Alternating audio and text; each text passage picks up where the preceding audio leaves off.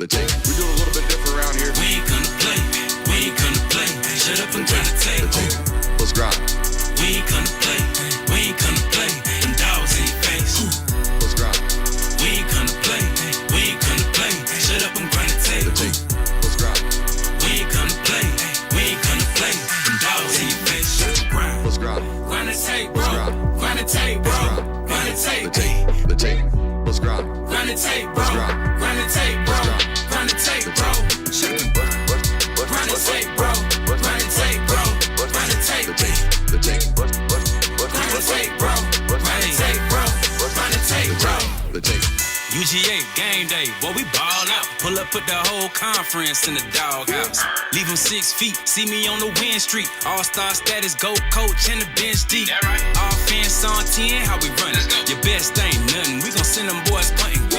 Black and red, got them dead on arrival. Defense hunker down for the tie. Hey, you don't want it with the dogs. Film guy on it, you don't want it with my dog. Break it down, play by play, that's the day-to-day. They know we ain't come to play, boy, it's UGA. Kirby smart, I cannot play the fool. Back to back, we did not come to lose. Back to back, like we got something to prove. Pay your dues, dog nation on the move. What's up? We do a little bit different around here. We ain't gonna play, we ain't gonna play. Shut up and grind the tape. The tape. The tape. We ain't gonna play, we ain't gonna play. Them dogs in your face. Let's grind. We ain't gonna play, we ain't gonna play. Shut up and grind the tape. Shut up. Let's grind. We ain't gonna play, we ain't gonna play. Them dogs in your face. Shut up and grind. Let's grind. Grind the tape, bro. Grind the tape, bro. Grind the tape. The Shut tape. up and grind. Grind. Grind the tape, bro. Grind the tape, bro. Grind the tape, bro. Shut up and grind. Grind the tape, bro. Grind the tape, bro. Grind the tape. Shut up and grind. Grind the tape, bro. Grind the tape, bro. Grind the tape, bro. Shut up. The tape.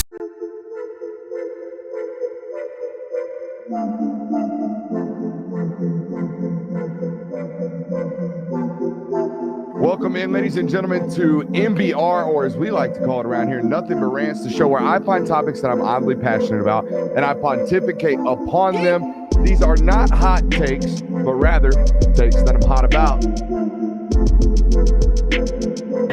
What's up? You like that? You really like that?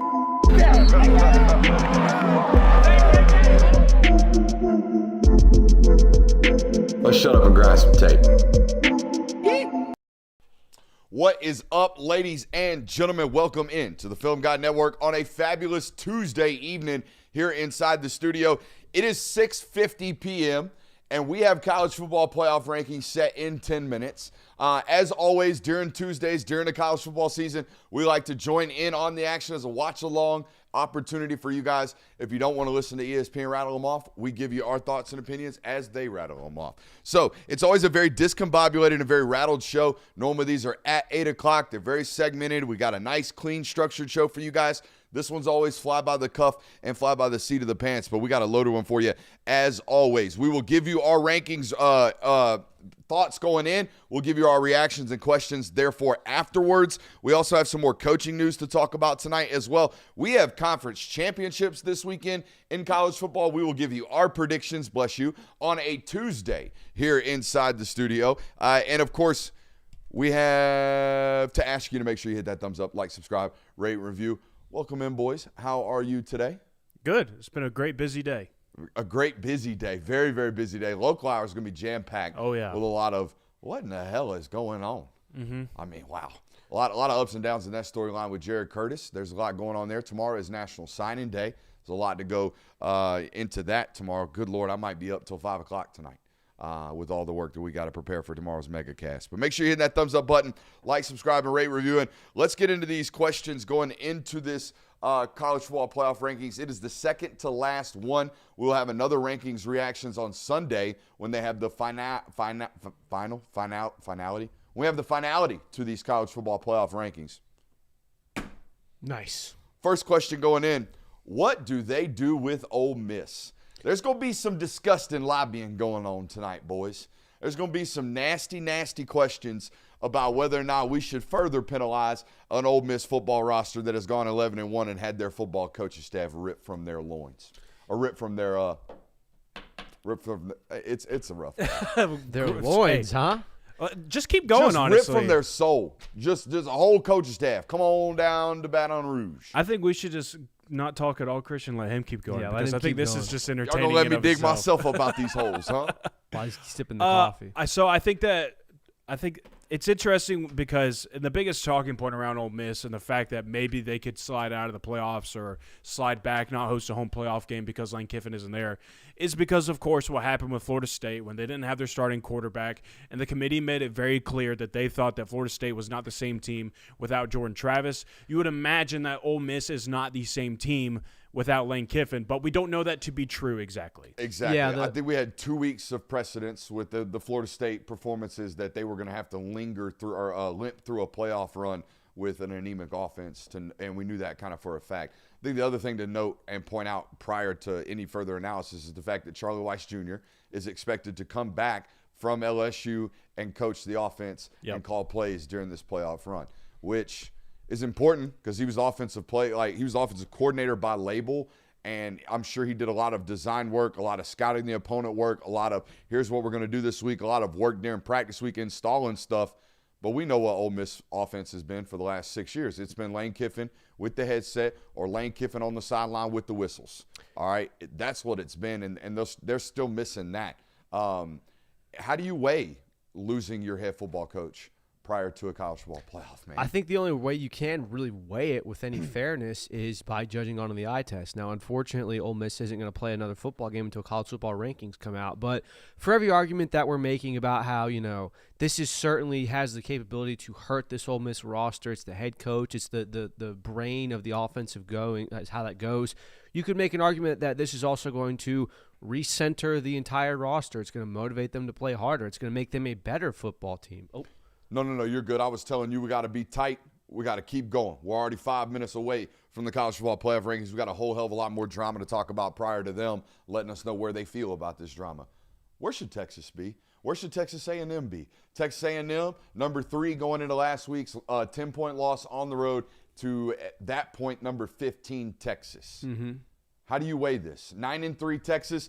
Apparently, boys, we aren't big league enough. We aren't big league enough because we didn't get the mail-ordered packet from the Texas administration department with the selling points about why they should be a playoff team. And if you don't know what was in the packet, just go watch friend of the show Dan Orlovsky's tweet today because, boy, he bit it hook, line, and sinker. He read every single one of them bullet points as if he was flipping through it one after the other.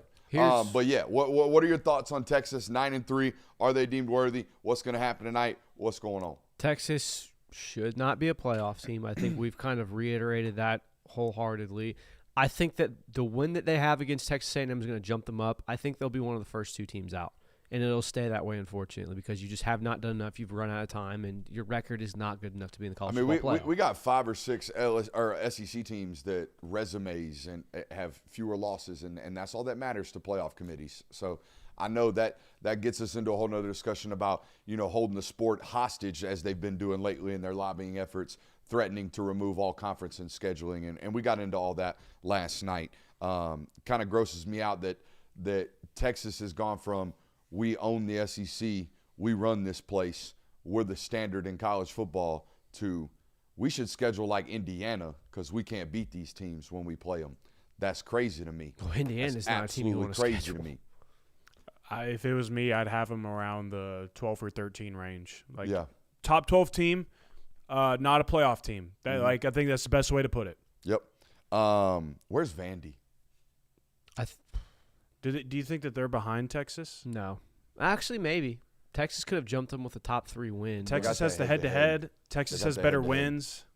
I would say Texas is ahead of Vanderbilt, but it's 1A and 1B. Vanderbilt and Texas are the first 2 teams out.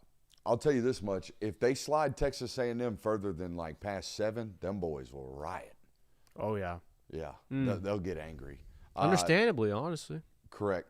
But I think what they're worried about is people leapfrogging that. If they fall down to 7 now, they might have an opportunity to get leapfrogged again. Mm-hmm. Teams like, God forbid, Alabama wins the ACC Championship game for them. Now they might be on the road. They go from hosting a playoff game or, hell, being an SEC Championship game, getting a top 4 seed potentially, a loss to Texas might tumble them all the way down to, like, hey, what happens if Ohio State gets beat by Indiana? Ohio State's the 5 seed, and or whatever. You see what I'm saying? Like, you could go from I was in the driver's seat for a top 4 seed and a bye to now I'm on the road in Columbus, Ohio. It could happen like that because I lost one game to a top 15 opponent. Correct. I get it. It's not a great situation to be in. And again, it goes back to it's not even a theory at this point. Later losses have a bigger effect on your schedule than earlier ones. Which brings us to our next point. It's been a lobbying point and a talking point since the very first week of rankings. How and where are they putting Notre Dame and Miami? Obviously, there's a head-to-head matchup between those two all the way back in week 1. Miami won that football game by 3 points. Yep, 24-27. Notre Dame went on to lose the next week to Texas A&M by 1 point, and then they have proceeded to win out.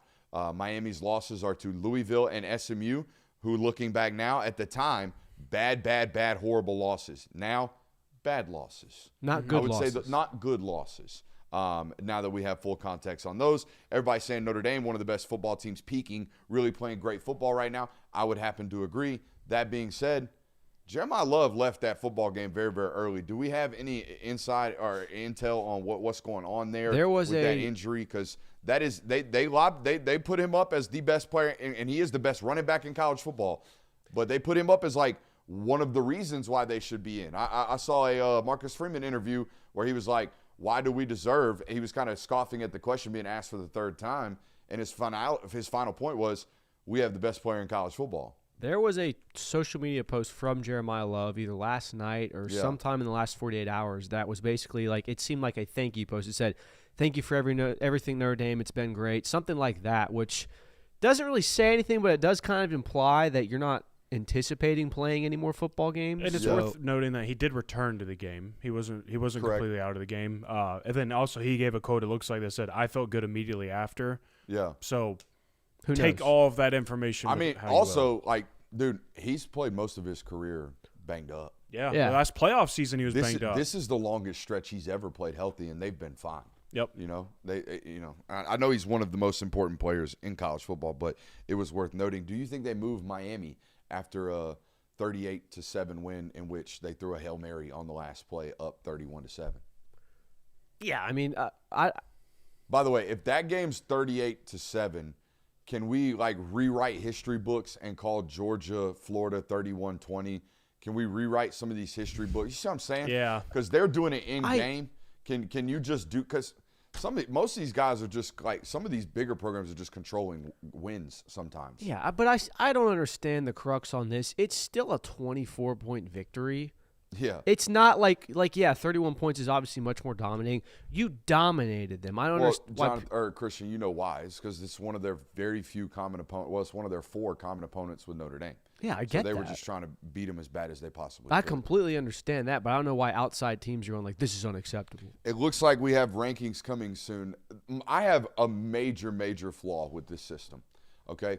We've known for about 3 weeks that Duke has an opportunity to do something really, really funny, which is get into the ACC Championship and then win the ACC as a 4-loss football team who lost to UConn in the middle of November, and ultimately be a Power 4 conference champion that 9 times out of 10, 9 times out of 9 normally in this history of the sport gets an automatic bid. All right, which leads this discussion about maybe there's 2 mid-major football teams because they're the highest-ranked football teams, and possibly maybe JMU and a program like Tulane gets in and the ACC champ gets left out. It's very, very plausible as the rankings start right now. But here's the deal. We have no earthly idea how the College Football Playoff Committee feels about Duke. We have no idea how they feel about JMU because they've never been ranked, and they don't consistently rank them. They stop at 25. So Duke could have been 57 last week in their mind. Duke probably wasn't on their mind last week, which is the major problem with what we got going on with these 12 jamokes in a room deciding billion-dollar businesses and industries decision points and finality points. Let's see what they got for us in the top 25. It's nuts to me. Absolutely nuts to me because they're going to sit there and talk about it. I dare them to ask the guy about it. He'll be like, wait, what? Wait, Duke, unranked? Yeah, I don't know where Duke's at. JMU, they were outside looking in. There were others receiving votes. That's not what I asked you, son. I asked you, where are JMU and Duke ranked right now? How do you feel about those two football teams right now? Because in 5 days, you might have to answer that question. Yep. And y'all ain't been talking about this. I guarantee you they have not been talking about this. You know how I know? Because I don't think anybody else is. Has anybody else brought this point up? Why are they not ranking down to 40? There were a couple of, social media analysts talking about it, but it has not been a national topic discussion. Well, we're social media analysts, to be honest with you. Yeah. Next, exclusive reveal of the latest college football playoff rankings. Should we talk hypotheticals before they even give us these? Yeah. Sure. Okay, so Hit me with Alabama one. is the number one regular season SEC football team in the 2025 season. Correct. Yep. They have home field advantage. Home field advantage. They will be wearing the crimson this weekend in the SEC Championship game. Yes or no, the regular season SEC champ is automatically in the college football playoff? May not be. I don't think it's a – Because if it's not, Greg Sankey could go burn the whole thing down. You telling me the best team over 12 goes to a conference championship game, win or lose, loses to Georgia, and then, God forbid, BYU beats Texas Tech, Alabama gets left out? No way. Yeah, There's no way they will burn it down. Well, and this is kind of where you get put into a predicament because Is last year JMU ranked? Are they 25th? 23rd? Have they been ranked at least I don't once or think twice? so. But Chat's telling me they are ranked. I don't believe so. Oh, they're ranked right now, 25th.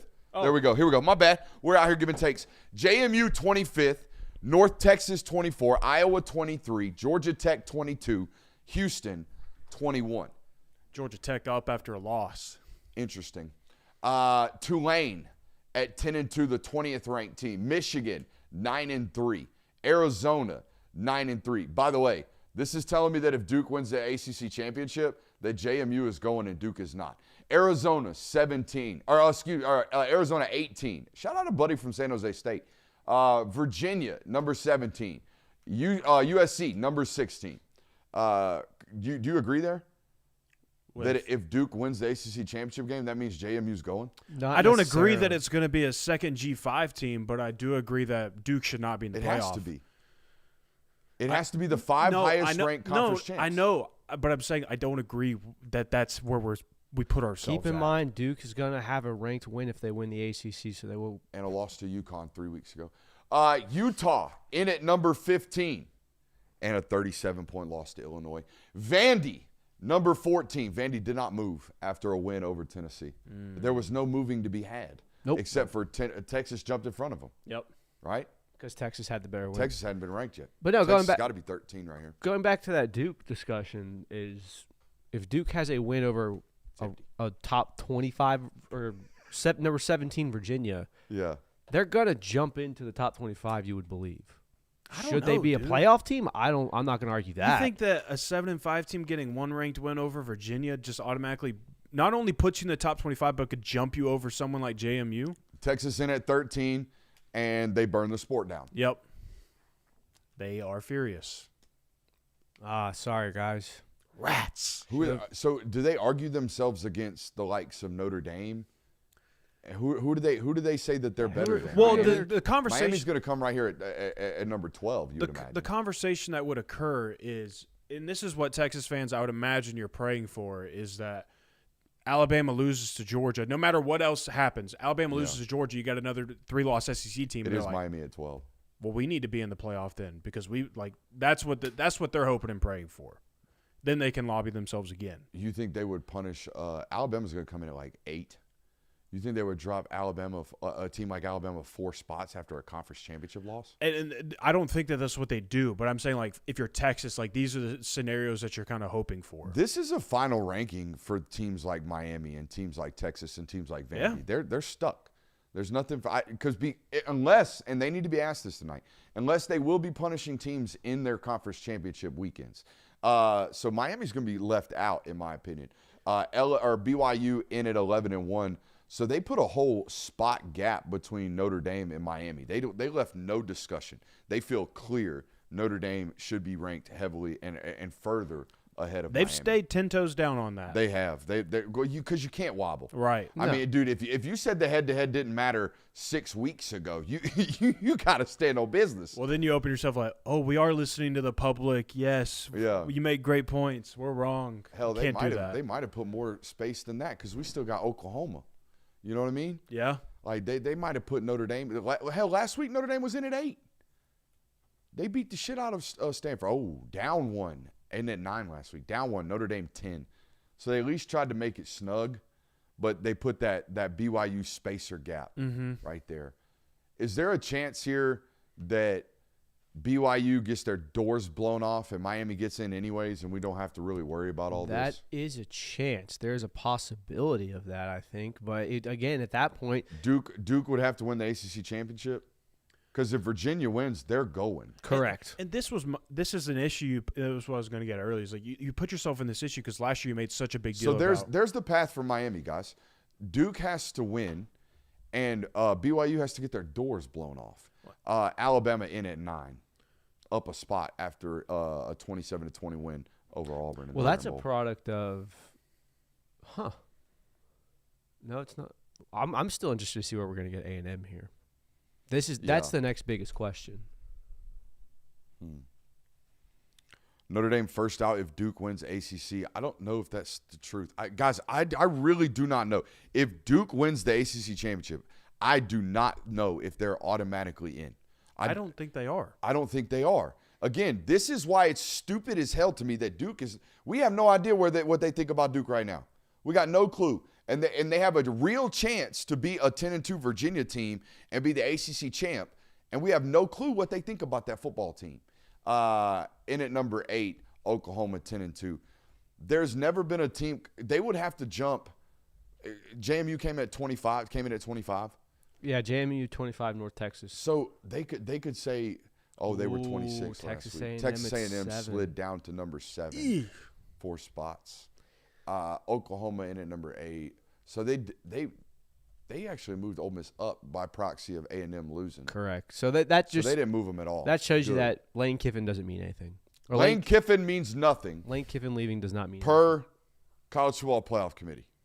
Lane Kiffin means nothing per the College Football Playoff Committee. Going to get a home playoff game, Rebels, more than Hell likely. yeah, Rebs. That's good for them, man. I probably would have done something as a governor if I was out there in the city of Oxford, or a mayor, if I were out there in the city of Oxford and y'all took a home playoff economic boom from me. Number 5, the Oregon Ducks. Quack, quack. Ducks are back. And, I mean, like, that's a great situation for you to be in as an Oregon fan. You're not in the conference title game. You're at number 5. That doesn't mean you're going to be number 5. The 5 seed reigns. The 5 seed reigns in college football. Number 4, Texas Tech. Number 3, the Georgia Bulldogs. That's only moving up a spot because A&M lost. Indiana at number 2, and the Ohio State Buckeyes at number 1. Immediate thoughts. So the point that I would bring up is I remember last year a big talking point with last year's committee. And now I know that these are 2 different committees, so they may not do the same exact thing. But last year was a big emphasis that they probably were not going to punish teams for playing in a conference title game.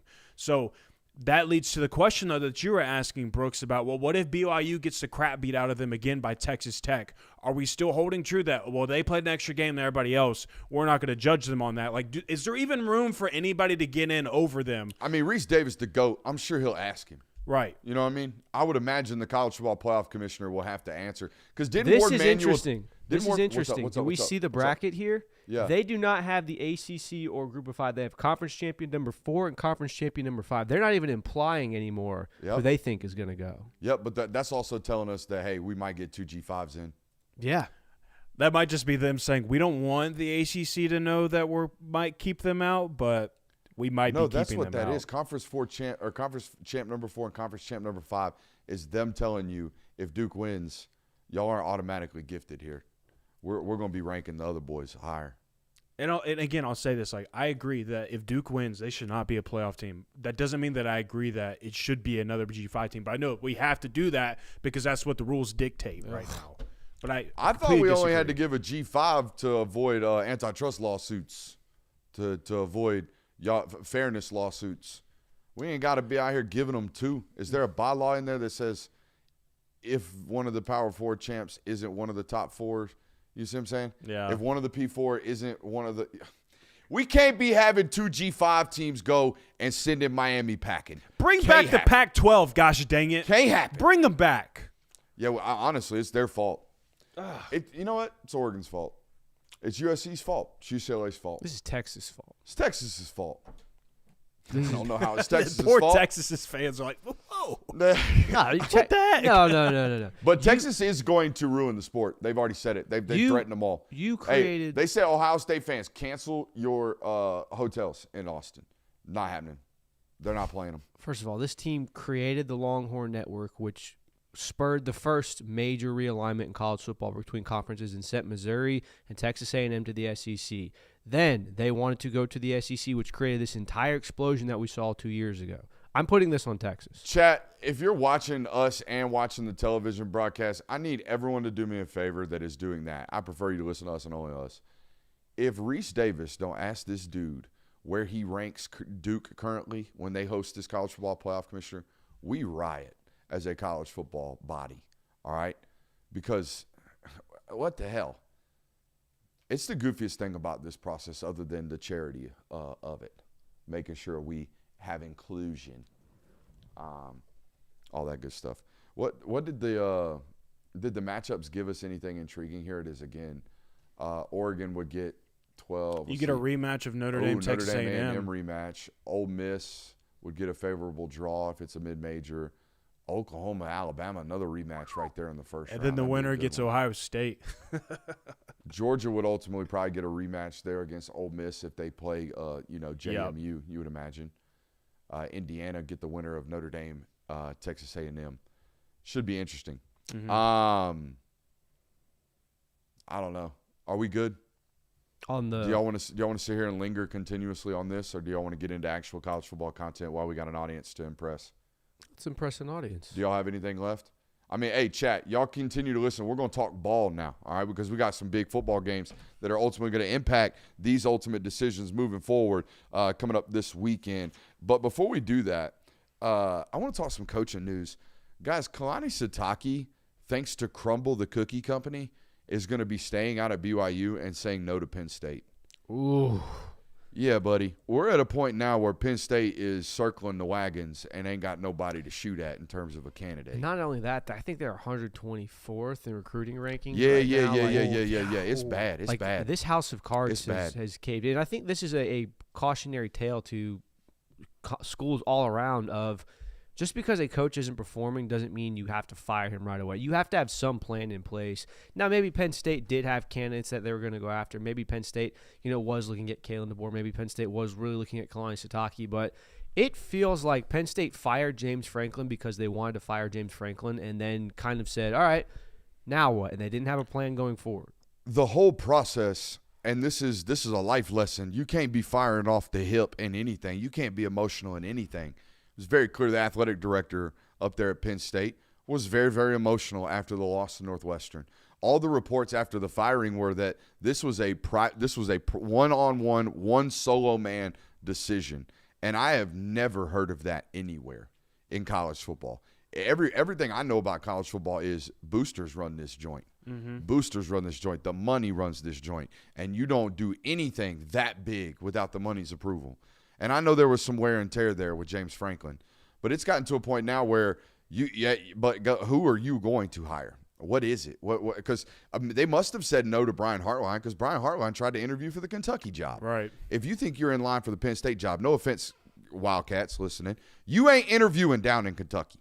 So who are they going to hire? There's also a theory going out there that, Todd McShay went on his podcast. Bill Simmons' podcast. Excuse me, and basically said that Jimmy Sexton was so pissed off about the James Franklin firing and the way that they did it that he ain't gonna let nobody good get that job. And I do believe that Jimmy Sexton, like everybody else tells you, is the most powerful man in college football. And even if he doesn't rep every single great football coach in college football, most of those college football coaches want to be repped by Jimmy Sexton. Yep. So you're not going to do anything that wants to piss him off either. It's crazy, man. I feel bad for that fan base because they didn't. They made their feelings known. They were obviously upset with what was going on, right? And losing to UCLA, and then turning around and losing to Northwestern, and feeling like this was the national championship window for you guys. But they don't deserve this. There's reason to believe, as a Penn State fan, like you probably feel like you attempted to do everything right in the sense of. You felt like you were going in the right direction with James Franklin, and then you kind of get an answer of, well, this isn't heading in the direction we thought it was. Well, let's go. Like if we're done with him, let's be done with him. We'll cut ties now. We're one of the first teams in the ring. Like we're one of the first people putting our names out there for everybody to look at us. Chat talk about them hiring Brian Kelly. Boys, y'all thought Brian Kelly was checked out at LSU. He just got $75 million or $57 million. Football brain flipping those numbers backwards. He just got $57 million and was checked out at LSU. He's going to be golfing 100 days out of the year out there at Penn State. I don't know how the winter golf is up there in State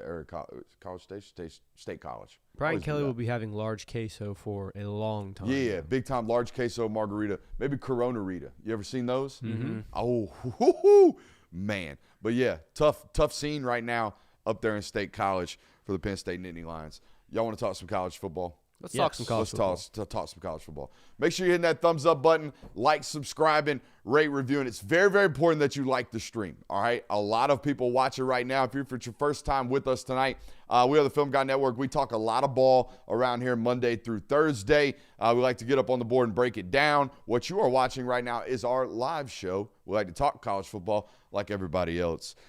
Speaking of Conference Championship Weekend, it's a big one. I'm calling this one the Who Can Stay Locked In Bowl. Any guesses on the Who Can Stay Locked In Bowl? I would imagine it would be Tulane and North Texas.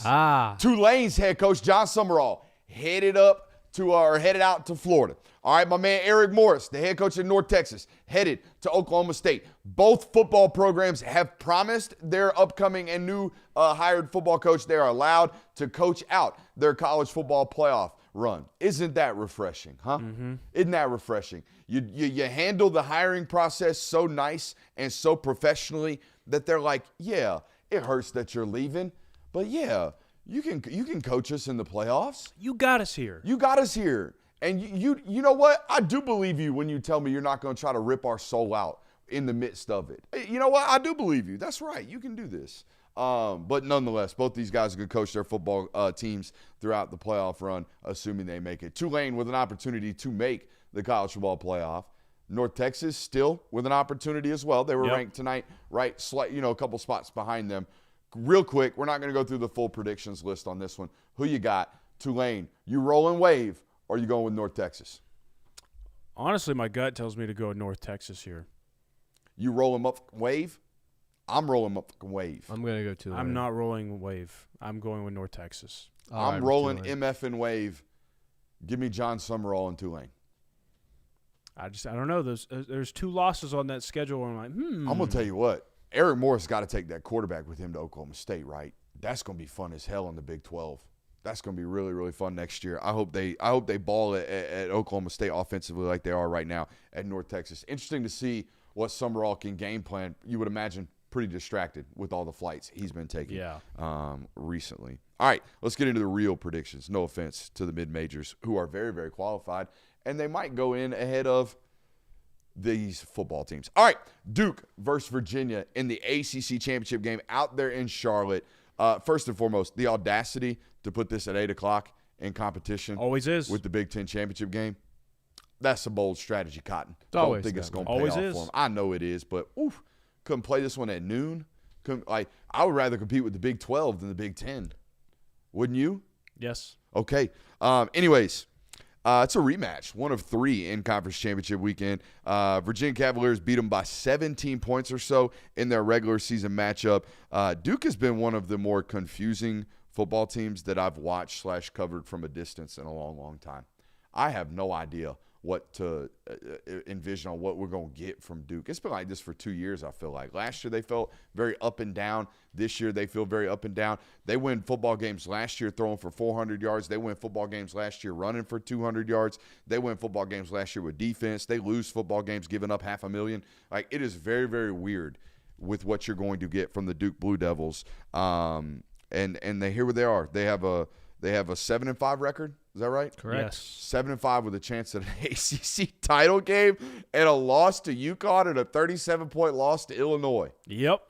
ACC football. Yeah, that's it in a nutshell, basically. Do we need to go back to divisions to make sure shit like this doesn't happen? There's a take. It wouldn't change anything. Yeah, I think it would. How would it not change what's going on with Miami or with the ACC? The majority of losses for Duke are outside of the conference. Yeah. That's why they're in the conference championship. I guess Divisions you're right. wouldn't do anything. I'm an idiot. I think the key in this football game is which defense can actually cause problems for the opposing quarterback. Chad Morris, quarterback for Virginia, is damn good too. And if you're asking that question, then I would just immediately start leaning towards Virginia because Duke, despite the fact who their head coach is, despite the fact that Manny Diaz is the one leading that group over there, that's not what they have been this year, and especially in their losses. Like they have not been a defensive-led team. The statistics are horrible on the defensive side of the football for them. They're giving up points. They're giving up explosives. All of those things. And it's one of the reasons why they had a 17-point loss to Virginia the first time around. They gave up 34 points, and the offense that night was not able to have as much success. Therefore, getting to this question of which of these defenses can create the most problems for the opposing quarterback. Well, Virginia was the one that was able to do it the first time around. So, and it's weird, and I understand why, because I know, like, Duke, who, like most people know, like previous seasons with the Blue Devils, it was – the baseline that you knew about them is they were going to be defensively sound. Like, they were going to be that. Like, they were going to be fundamental. They weren't going to be too flashy, but they were going to be that. And Mike Elko had a lot to do with that. Now he's not there anymore. He's at Texas A&M, and now you're kind of getting the flip side of things. So based on that question alone, you lean Virginia.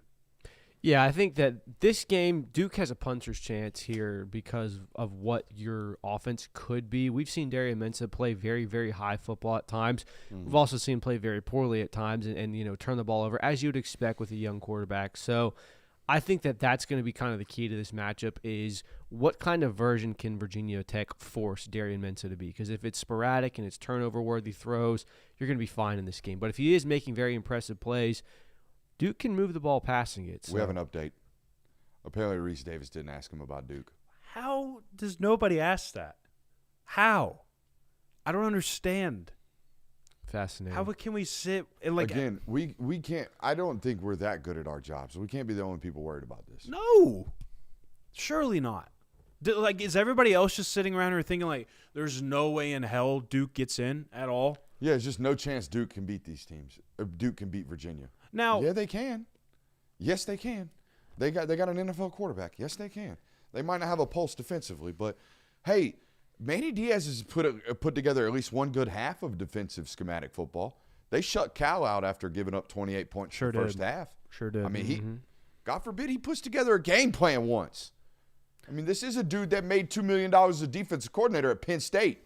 Now, I will say, though, like, not to go back in that conversation, but for Duke, like, the evidence is very damning because not only do you have some bad losses, but you have a loss to Tulane, who is one of these teams that is in the mix for a playoff Jonathan, spot. maybe that's why they didn't ask him, because they didn't want to open up the door for him to immediately shut down Duke, and they're an ACC partner. Yeah. Like, the ESPN and ACC are tied together. The ACC network is part of the it's a great ABC point. family. So maybe they didn't want to even open up that to now the desk has got to talk about whether or not the ACC is going to be getting the shaft. Let's not open up the door for that possibly. I don't know. I mean, it's conspiracy theories. Well, I'll take that as we got our answer then. Heather Dinich apparently said not to rule out Duke. So, All right, then. But That'll going be back to our interesting. original conversation, I mean, Duke has defensive issues, so they Yeah, have big big defensive time. issues. The X factor in this football game, guys, for me is Jamari Taylor, Virginia's running back. Mm-hmm. At 18 for $133 against this football team the last time they played. They can run the rock. Virginia's averaging 185 yards on the ground a game. Mm-hmm. They can get after it. And they're well balanced. I told you, the Chad Morris kid, son of a football coach, gritty, real lunch pail, real good football player. All right. I also think it's very, very interesting looking back at how tight that Florida State football game was for them. They stormed the field. The Deuce Robinson bobble. You remember on that Friday night football game? Oh, yeah. That's the type of ACC, it's a tight conference with some bad football teams. Some could say it's the deepest conference in the country. Sure. I think it's the most unpredictable conference in the country. Oh, yeah, absolutely. But and that's what I was going to do is give absolute credit. Even though I thought going into the season there was no way in Sam Hell Clemson didn't duck walk it. Oh, how far we have come. Buddy, I thought they was going to stroll this season. And there's still reason to believe that they probably should have. But Virginia, credit to them. Shut up, dude. I didn't say anything. I know you didn't, but that little shit-eating grin. There's reason to give Virginia credit for they were one of the only teams in the ACC that continued to take care of business because, we're 3 weeks ago, we're sitting here talking about, looks like Virginia and Louisville are going to be facing off against one another for an ACC title, and Louisville absolutely crumbles. Miami has a couple slip-ups. Georgia Tech has an opportunity. They have some slip-ups. Virginia, on the other hand, was like, we'll just keep winning. What are the odds if Duke wins this football game, they get left out of the college football playoff? Would you give it north of 90%? Yeah, I was going to say 95% chance to get left I'd say out. 75. So you would argue that the ACC is compelled to maybe make sure Virginia wins this football game. Ooh. I've had theories that the ACC's done this before. I'm cooking right now. All right. We've had that nice little, here's how we're doing the review process from the ACC network all year long. All ACC games have given us a nice inside look at that review booth back in Charlotte, North Carolina. Here's how we're breaking it down, man. Here's this pivotal call. Here's what we're going with. You heard it here first. We get our first ACC network, ABC television malfunction. Oh, my God. We just dropped the feed. Ain't no way we're letting Virginia lose this football game. Controversial call. You heard it here first. Unless it doesn't happen. This might be the best one ever. It might be the best, not that these are tinfoil hat theories, but this one kind of is. Oh, my God. Is that a fumble and a touchback? You'll never know. ACC camera malfunction. Virginia Tech wins. Someone stepped on the cable. We're live back now, and Virginia still has the ball. What do you know? It would have to be something like that because as great as that has been, what you're talking about, where the ACC has let you get inside the booth. Oh, full transparency, Jonathan. It's been fantastic. Full transparency. It has been so refreshing. But yeah, that might be but it could hurt them this week. That would be the greatest unless it doesn't happen to ever happen. Yeah. And there ain't many of them happened. Honestly, very well could happen. What you got for me? What's happening? What? I honestly wasn't prepared for that. You weren't prepared for it unless it doesn't happen? No. We'll make one up. Okay. You got one for me, Christian? Yeah, I got Darian Mintz having 3 turnovers in this game. Ooh. I think for as much as we're having discussions about what Duke could do if they win the ACC, I don't think it takes place. Give me Duke turnover-worthy performance from Darian Mensah, and also We just got an anchor down from Jared Curtis. There you go. What? And a long letter. I'm not going to read it, but we'll talk about it in the local hour. There you go. We got a lot of people in here. Make sure you're hitting that thumbs up button and subscribing if you're not already. I got Virginia 34-27. I have Virginia 38, Duke 30. Give me Virginia 34, Duke 23. Let's move on to the Big 12 championship. It's another rematch between the Texas Tech Red Raiders and them BYU Cougars. Boys, should be noted prior to this football, or prior to we get into the analysis of this football game, keys, unless it doesn't happen, all that good stuff. Should be noted, Kalani Sitake, maybe he's staying bump. We fitting to get that bread around here, crumble cookie money bump. Is there a we're about to be the new Texas Tech of the Mormons type of bump? You know? We out here breaded up at BYU. Let's go out here and win a Big 12 championship. By the way, must win for BYU. Yeah, it's must win, it feels like. Unless they don't punish them. I don't know. They're in at 11, aren't they? Yeah, that's so right. 11 and yeah, 12, you're 11 right. and 12, you're out. They are in a must-win. You're absolutely correct. It's such a profound situation, too, because no one got punished for losing the conference title last year, but everyone who was in the conference title was within the top 10 spots. Can we – I know I hate to do this. Can we get an article out? Yeah, I'm on No. You do that. You do that. You do show, you do article. All right, fine. You got cameras and stuff. Dude, I can multitask. So what were you talking about? What was SMU ranked last year when they lost the ACC Championship? Because this will be the catalyst for it. I want to say like 9, and they dropped to 11 and went on the road to play 5. Or no, they dropped all the way to 12 because they went on the road to play Penn State, and that was the 5-12 matchup, right? I believe so. Let's see. SMU was ranked. No, the 5-12 matchup was Texas and Clemson. SMU was ranked 8th. Mm-hmm. So and then dropped to 11. Yeah. So you get punished for losing a game. Do you get punished so much that you're eliminated from the playoff? But in that same sense, if BYU loses, the only way they get punished is by 1 spot, and you're pretty much only 1 spot within the playoff. It's a very interesting situation. I don't know if it's clear and cut. Yeah. And it's something that I think, honestly, the committee hopes that they don't have to deal with because, again, you're going to get scrutiny either way. So, yeah. Well, sorry, I got distracted. Keys to the football game. BYU's only chance to win in this football game is to win the rushing battle. The last time these two teams played, it wasn't just that BYU became one-dimensional offensively. Yeah. It was that Texas Tech could run the football at will against this BYU football team. They gave up 149 yards rushing to just 67 of their own. Mm-hmm. They put it all on Bear Bachmeier's shoulders. And look, I think Bear Bachmeier is really, really good. Most of that had to do with the fact that LJ Martin, their running back, was banged up with a shoulder injury. Guys, he got 21 totes last week. I don't think he's hurt. I think he's back to healthy.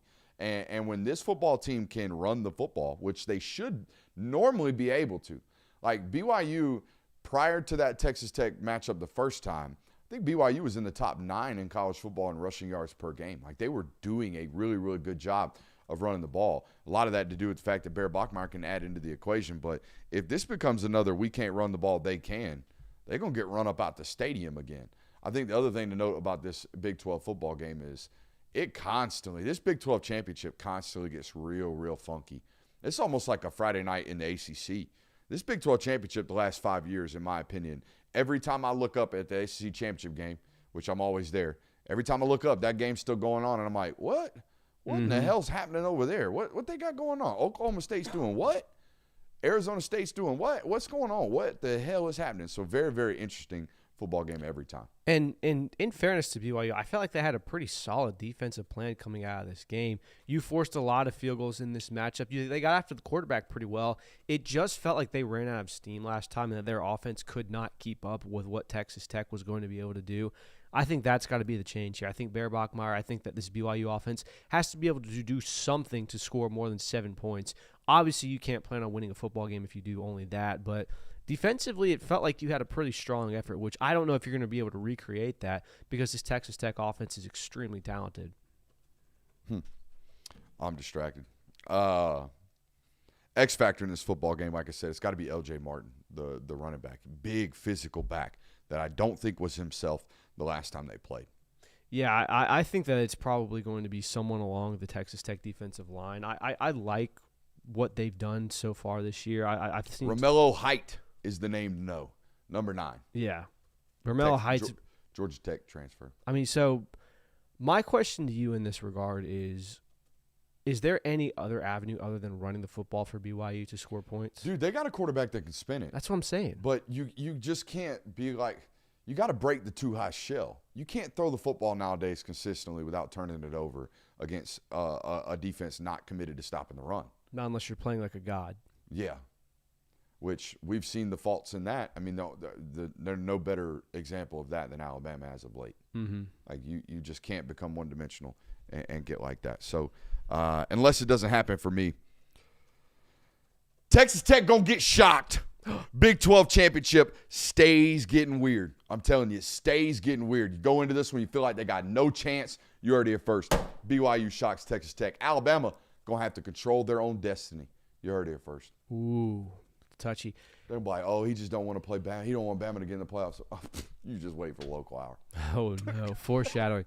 This was a fairly defensive effort last time around. I know Texas Tech kind of poured it on late and ran away with it, scoring 10 points in the fourth quarter. But I don't see that being the case this time around. I think we get a much more offensive. A sweat? Yeah, not even that. A much more offensive approach. Give me both teams scoring 25 points each. You heard it here first, unless it doesn't happen. Oh, man, it's tough against that Texas Tech defense.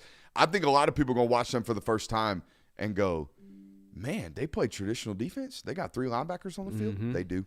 They play a 4-3. It's very, very interesting to watch. They're the only college football team still doing it.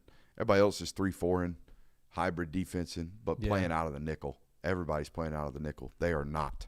It's very interesting to watch. How has that worked out for them up to this point? I mean, first and foremost, I don't know if they played a team with speed that it even matters. That's what I was going to say. Have they played a team fast enough to break them out into a nickel? Nope. They've been playing base defense. So we'll see. I mean, I thought BYU had weapons enough to maybe break them the first time, break them out of that, but nope. They just absolutely shut them down.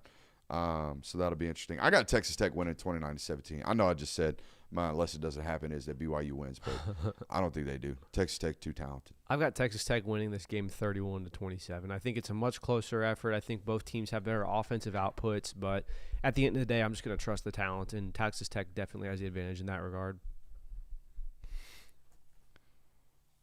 Folks giving me hell already. All right, we got the Big Ten championship game. Top 2 teams in the country. Got an 11-0 Ohio State.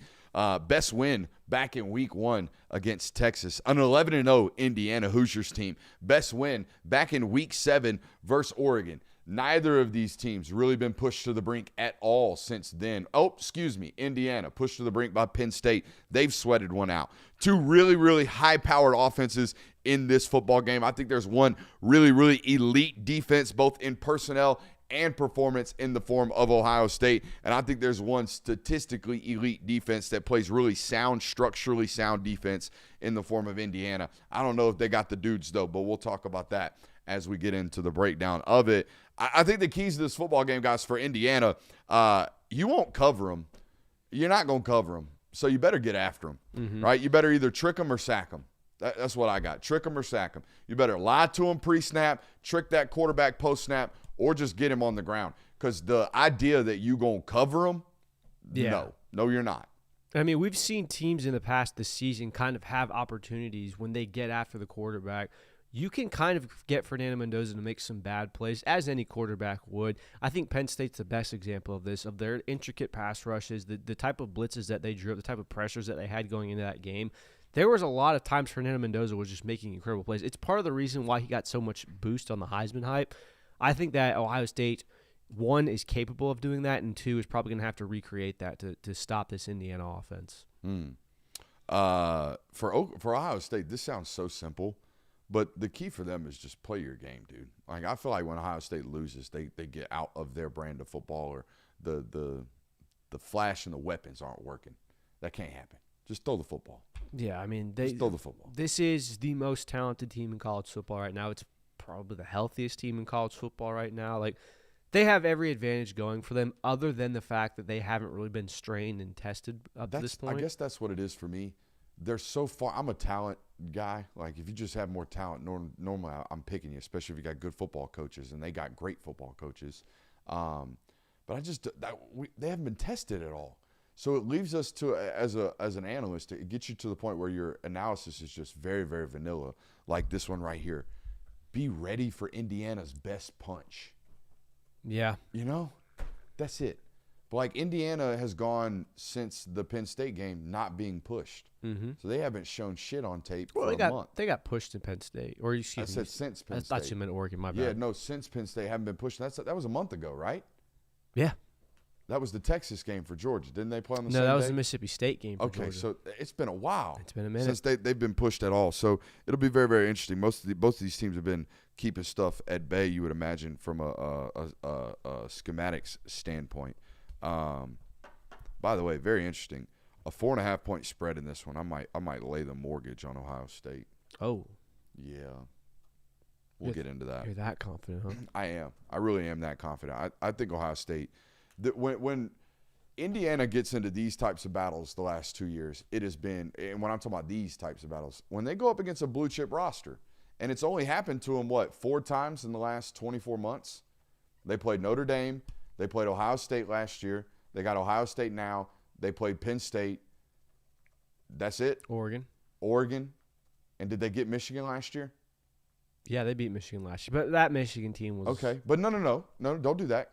because I'm talking about blue chip rosters. Oh, no, I mean, they're all tight-ass football games. They've beaten plenty of blue chip rosters. But when they play a roster that's their caliber, Cignetti coaches circles. They prepare circles around whatever opponent they're playing. They beat them by 40, and that's what they do. But when they play these blue chip rosters, man, these things are sweaters down to the fourth quarter, which is why, for me, the X factor, I was going to say Aiden Fisher. Can he play the level of impactful football that he did against Oregon?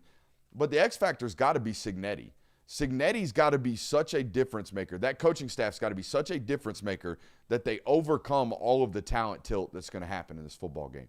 Because this talent tilt's going to be crazy. Yeah, there's certainly talent tilts, but they also have talented players, and I think that Indiana's going to have to rely on them, which is why I have Elijah Surratt as my X factor. Yeah. He's been their best receiver all season. If there was someone on this Indiana roster that's going to give Ohio State DBs issues, it is him. Now, playing an RPO-style offense against an Ohio State defense, especially with Caleb Downs in the secondary, is going to be an interesting decision that we see play out on Saturday. But if Elijah Surratt has a big game, there's an opportunity for Indiana to steal one. Is the Heisman on the line this weekend in this game? I think so. I think from a national perspective it is. I think with what you saw from the SEC this past weekend, like Diego Pavia didn't have a great game, but it was good enough to get him to New York. Marcel Reed lost. Gunnar Stockton didn't look good. Arch Manning hasn't been, like, even though they won, his stat line wasn't great. Like, the Heisman is between Fernando Mendoza and Julian Sain right now. Pavia is the new betting odds favorite, so that's worth noting. But what that also means is it leaves room open for Fernando Mendoza or Julian Sain to have to go out there and take it. Like, I don't think it's just going to be as simple as Julian Sain wins, he's going to be the Heisman, or Fernando Mendoza wins, he's a Heisman. I think one of those guys has to actually go out there and play a really good game this weekend. Just throwing that out there. Like, I don't know if it's just as cut and dry as that, but it seems like the quarterback who wins this game more than likely is going to have a pretty good performance in this one. So, boys, Ohio State's been taking the dogs for a walk for a while. Yes, they have. I think they take them for a sprint this weekend. Ooh. I got Ohio State flexing the mighty muscles this weekend, just a tad bit. Julian Sain for 375. You heard it here first, unless it doesn't happen. I think that Ohio State is going to have to face some adversity for the first time. Give me Indiana jumping out to a multi-score lead early on in this game. Heard it here first, unless it doesn't happen. 6-0 against Michigan. Multi-score technically lead. multiple scores, Jonathan. Technically, 2 field goals. Technically, No. it's Multiple not. scores. No, it's not. That is not technically. Let a man dream, Jonathan. No. That's just misinformation. That's not dreaming. I do want them tested. Yeah. I want them taken into at least shallow water. Maybe a bull shark can get you. I ain't worried about a great white. Just give me something. Give me an ankle biter. Give me something. So, we all remember what Curt Cignetti was like last year and how boisterous and how confident and the Google me I win and all of the I don't want to call it arrogance because it's just who he is, but Curt Cignetti rubbed a lot of people the wrong way last year with his confidence. And then we got to the Notre Dame game, and we all walked away from that saying, man, Curt Cignetti coach scared, it felt like. Mm-hmm. I think we're going to get one of these again to where Curt Cignetti doesn't overextend his roster, doesn't try to do anything special, calls a conservative game. That's going to be you heard it here first unless it doesn't happen. Now, there's no way to quantify that. There's no way to really say it, but I think we're all going to walk in on Sunday and say, wow, Curt Cignetti will really coach a scared game. So that's my unless it doesn't happen. I got Ohio State 31-17. Ooh. Wow. Okay. I'm telling you. I think it's gonna beat that ass. I got Ohio State 33, Indiana 27. Give me Ohio State 30, Indiana 20, but late touchdown to give Ohio State a 10-point lead. I think a good old take a breath touchdown for Ohio State fans. I think this is a one-score game for 50 minutes. All right, I've got a statement from an 18-year-old to read, so let me go read this. Hey, we'll see on the other side. We got a big news to talk about as Georgia loses a 5-star commit, a big one, a can't-miss type of football player just missed on. We'll talk about it on the other side of the break.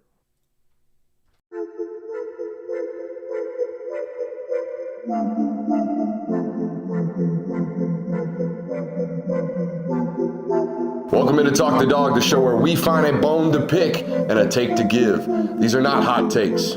These is dog takes. Can I talk that dog?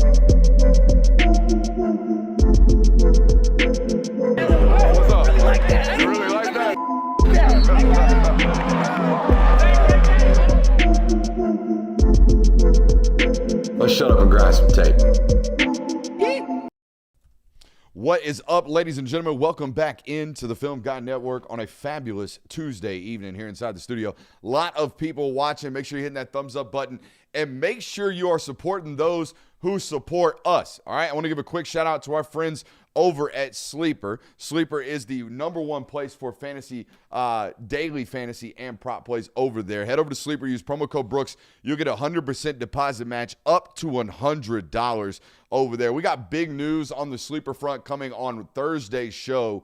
We're going to set up some props, get you guys involved in on the action. We're going to have a free giveaway from Sleeper this week. Again, more about that on Thursday. So go ahead and sign up today. All right, sign up today. Use promo code Brooks. Get a 100% deposit match up to $100 over there with our friends at Sleeper. Appreciate those that support us. Make sure you're supporting those that support us. All right, let's talk about it. Let's talk about Jared Curtis flipping officially to Vanderbilt. Let's go ahead and read this. All right, this is his statement that he tweeted out 17 minutes ago. This morning, I was really disappointed to see some media put it out there that I flipped from Georgia to Vandy. I actually hadn't told anyone my final decision, not even my parents or agent. I wanted to talk to the coaches from both staffs and after school and practice were over and have one last heart-to-heart with my family before making an announcement. Never had a chance, and that was really disappointing. I haven't said much the past couple of months. Obviously, there's been a lot going on, but I just wanted to control what I could on the field and focus on winning another chip with my boys. And that's what I've been preparing to do on Thursday. I do love Georgia. I love the coaches and players there. They have been so good to me and my family. I know they would do everything to help me be successful. They have been the best program in the country for a reason. The past year, it's where I wanted to be and definitely where my parents have wanted me to go. That's part of what makes this so hard. You try to make everyone who has been good to you and done so much for you happy, and when you can't, it sucks. But I got to walk my path that feels right in my heart, and at the end of the day, this has to be my decision. Being here in Nashville and seeing what Vandy has been doing this season has been amazing, and over the past few weeks, I felt more and more that I want to be a part of that, to be close to home, to play in front of my family and friends, and to be what I love to be, an underdog. I am excited to be a door and excited to be a part of building something here at home with Coach Lee. When my mom drove me to my first quarterback lesson, she saw something in me before I ever saw it myself. I just wanted to play football with my friends. My parents showed me it could be a path to college football. That's a pretty crazy thing coming from our small town. They knew staying at Nashville Christian was the right thing when I fought them about making the drive back and forth 2 hours each day. And when some of the big private football schools called us, we chose to stay at our little Christian school and do it our way. We chose the underdog. My parents showed me the underdog can be a winner. I can't wait to look up in the stands at First Bank Stadium and see the people that love me up there supporting me like I always do on Friday nights. But first, we got to get another W at Nashville Christian. Thank you to everyone that has been a part of the process. It hasn't been perfect. I'm certainly not. But this is my journey, and I'm going to keep doing the best I can, keeping my anchor down in Nashville. I can tell you this much. AI didn't write that shit. Yeah, I didn't AI think did that not was write AI. that is very well written, and I would imagine that reads like an 18-year-old wrote that. That's a really impressive statement, and it kind of alludes to what we talked about yesterday or today in our live stream when this originally broke, when it got leaked out. Which, by the way, future notice: when you're telling the recruits group chat, when you're telling the local media outlets, when the edits are being made, it ain't staying in. It's going to get out. You are a 5-star football player. You are the biggest news story in the recruiting world that there is right now. So when you start leaking that out, it's out. The moment you ask for the graphic, it's done. Okay, so we can't play, I wanted to announce it myself. Tough. It was already the wheels in motion. That's the byproduct of being this. And this is his first interaction in celebrity. Like, this is what this is. You can't expect news like this not to hit the timeline. It's going to hit the timeline. Okay, so we can't be out here, I'm disappointed it got leaked out. The wheels were already in motion, buddy. They've been in motion for the last month. You've been the biggest story in the recruiting cycle, so we can't do that. As for what we talked about today, and we talked about it in the live stream, they very clearly spoke to his legendary status. Mm-hmm. You have never needed anything. Look at what you got going on right now. Look at what you did to that Hasselbeck team. Look at these games that you've played. Look at the offense that you're in now. You have never played with a good football team. Like, you have always been a superstar amongst those who aren't. You don't need help. You can do this here. Pavia doesn't need help. Look at what he's got going on right now. Though they won't, I highly doubt they talk about the Stowers kid. I highly talk about the 36 seniors that they're going to lose, the 9 offensive linemen that are probably going to get off this roster, the fact that building out of the transfer portal again with now a $4 million quarterback or however much money it costs, like all that probably didn't get involved. But you can be a legend here. You're from Nashville. You can stay home. We'll make this city about you. The Titans suck. We're the biggest show in town. That's intoxicating. I would imagine that's intoxicating. Hometown legendary status. Let's do it. Door down. Yeah, I mean, obviously Vanderbilt did a bang-up job in this recruiting pitch of what felt like they did in the last month. Like, they managed to do this and build that much momentum in the last month. That certainly helps with the results that they put on the football field. But, I mean, when you can talk to a high school kid about, yeah, everybody in this state talks about you right now because you're a 5-star quarterback from the state, but we could get everybody talking about you if you do this at your own college. I will say this. I don't want to hear nothing about, Vandy bought a player. That didn't happen. Yeah. I haven't heard a damn thing about money. Not a damn thing about money. Yeah, if it was all about money, he'd be an Oregon Duck. Well, and he's also, like, you're going to be substantially paid wherever you go from. Correct. Being like from being a highly touted quarterback. There's probably going to be a release in the next few weeks of Jared Curtis contract details, and it's going to be upwards of 6 figures because that's the going at least because that's the going rate for college football starters at the quarterback position right now, and people are going to throw their hands up and go, college football is being ruined by NIL. That's not the case. Now, I will say this. Georgia felt like is it safe to say if you gave Kirby Smart truth serum, he would admit to you that he felt like this kid lied to him for the last month, based off what we know, based off the conversations we've had? Yes. So, is there ever any possibility? Here's what I'm setting up, Jonathan and Christian. Is there any way this doesn't work out next year? He calls you up and says, no. "Hey, can I come to Georgia?" No. Do you say yes? I don't know if you can do this late in the process. And no, I'm talking about next year. I know. Yeah. That's what I'm saying. Is like you did this the day before early national signing day. Like you said goodbye to that relationship that late after, again, another example of Georgia put in work on this kid for the last 4 years. Like this guy was committed to Georgia as a late sophomore in high school or whenever it was. Like Georgia has been in on this guy the entire time, and yet they're going to get burned on this one. Yeah, yep. no. That feels like a place where you can't just say, hey, it's not working out for me at the school that I chose you over and that I burned you on the first time, but I'd really love to come back. Like, that's a hard thing to do. That would feel weird and awkward in my opinion. No, this is done. This kid is not going to step foot in Athens, Georgia, unless it is in a Vanderbilt Commodores jersey. I can almost guarantee that because, yes, even if there was talks and some our sources aren't maybe necessarily understanding everything that went down, I would be shocked. And there is definitely some feeling of resentment I would say from the Georgia football program right now. I mean, they were hoping until the last minute that he signed or will sign. They're probably still hoping that he changes his mind in the next 12 hours before National Signing Day tomorrow.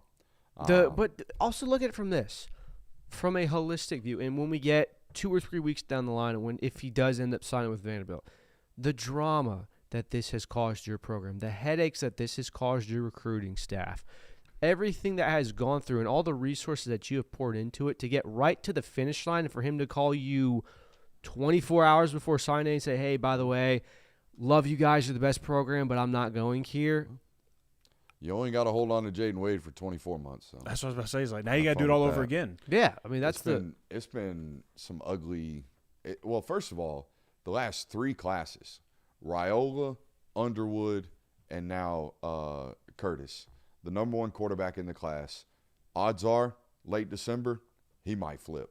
Look, I don't know what Diabell's rank. I don't mean to be demeaning towards Texas fans because Diabell's really, really good. There's other 5-star quarterbacks, but this was the guy. Mm-hmm. This was the guy. He didn't go to the Elite 11 circuit, so people didn't find out.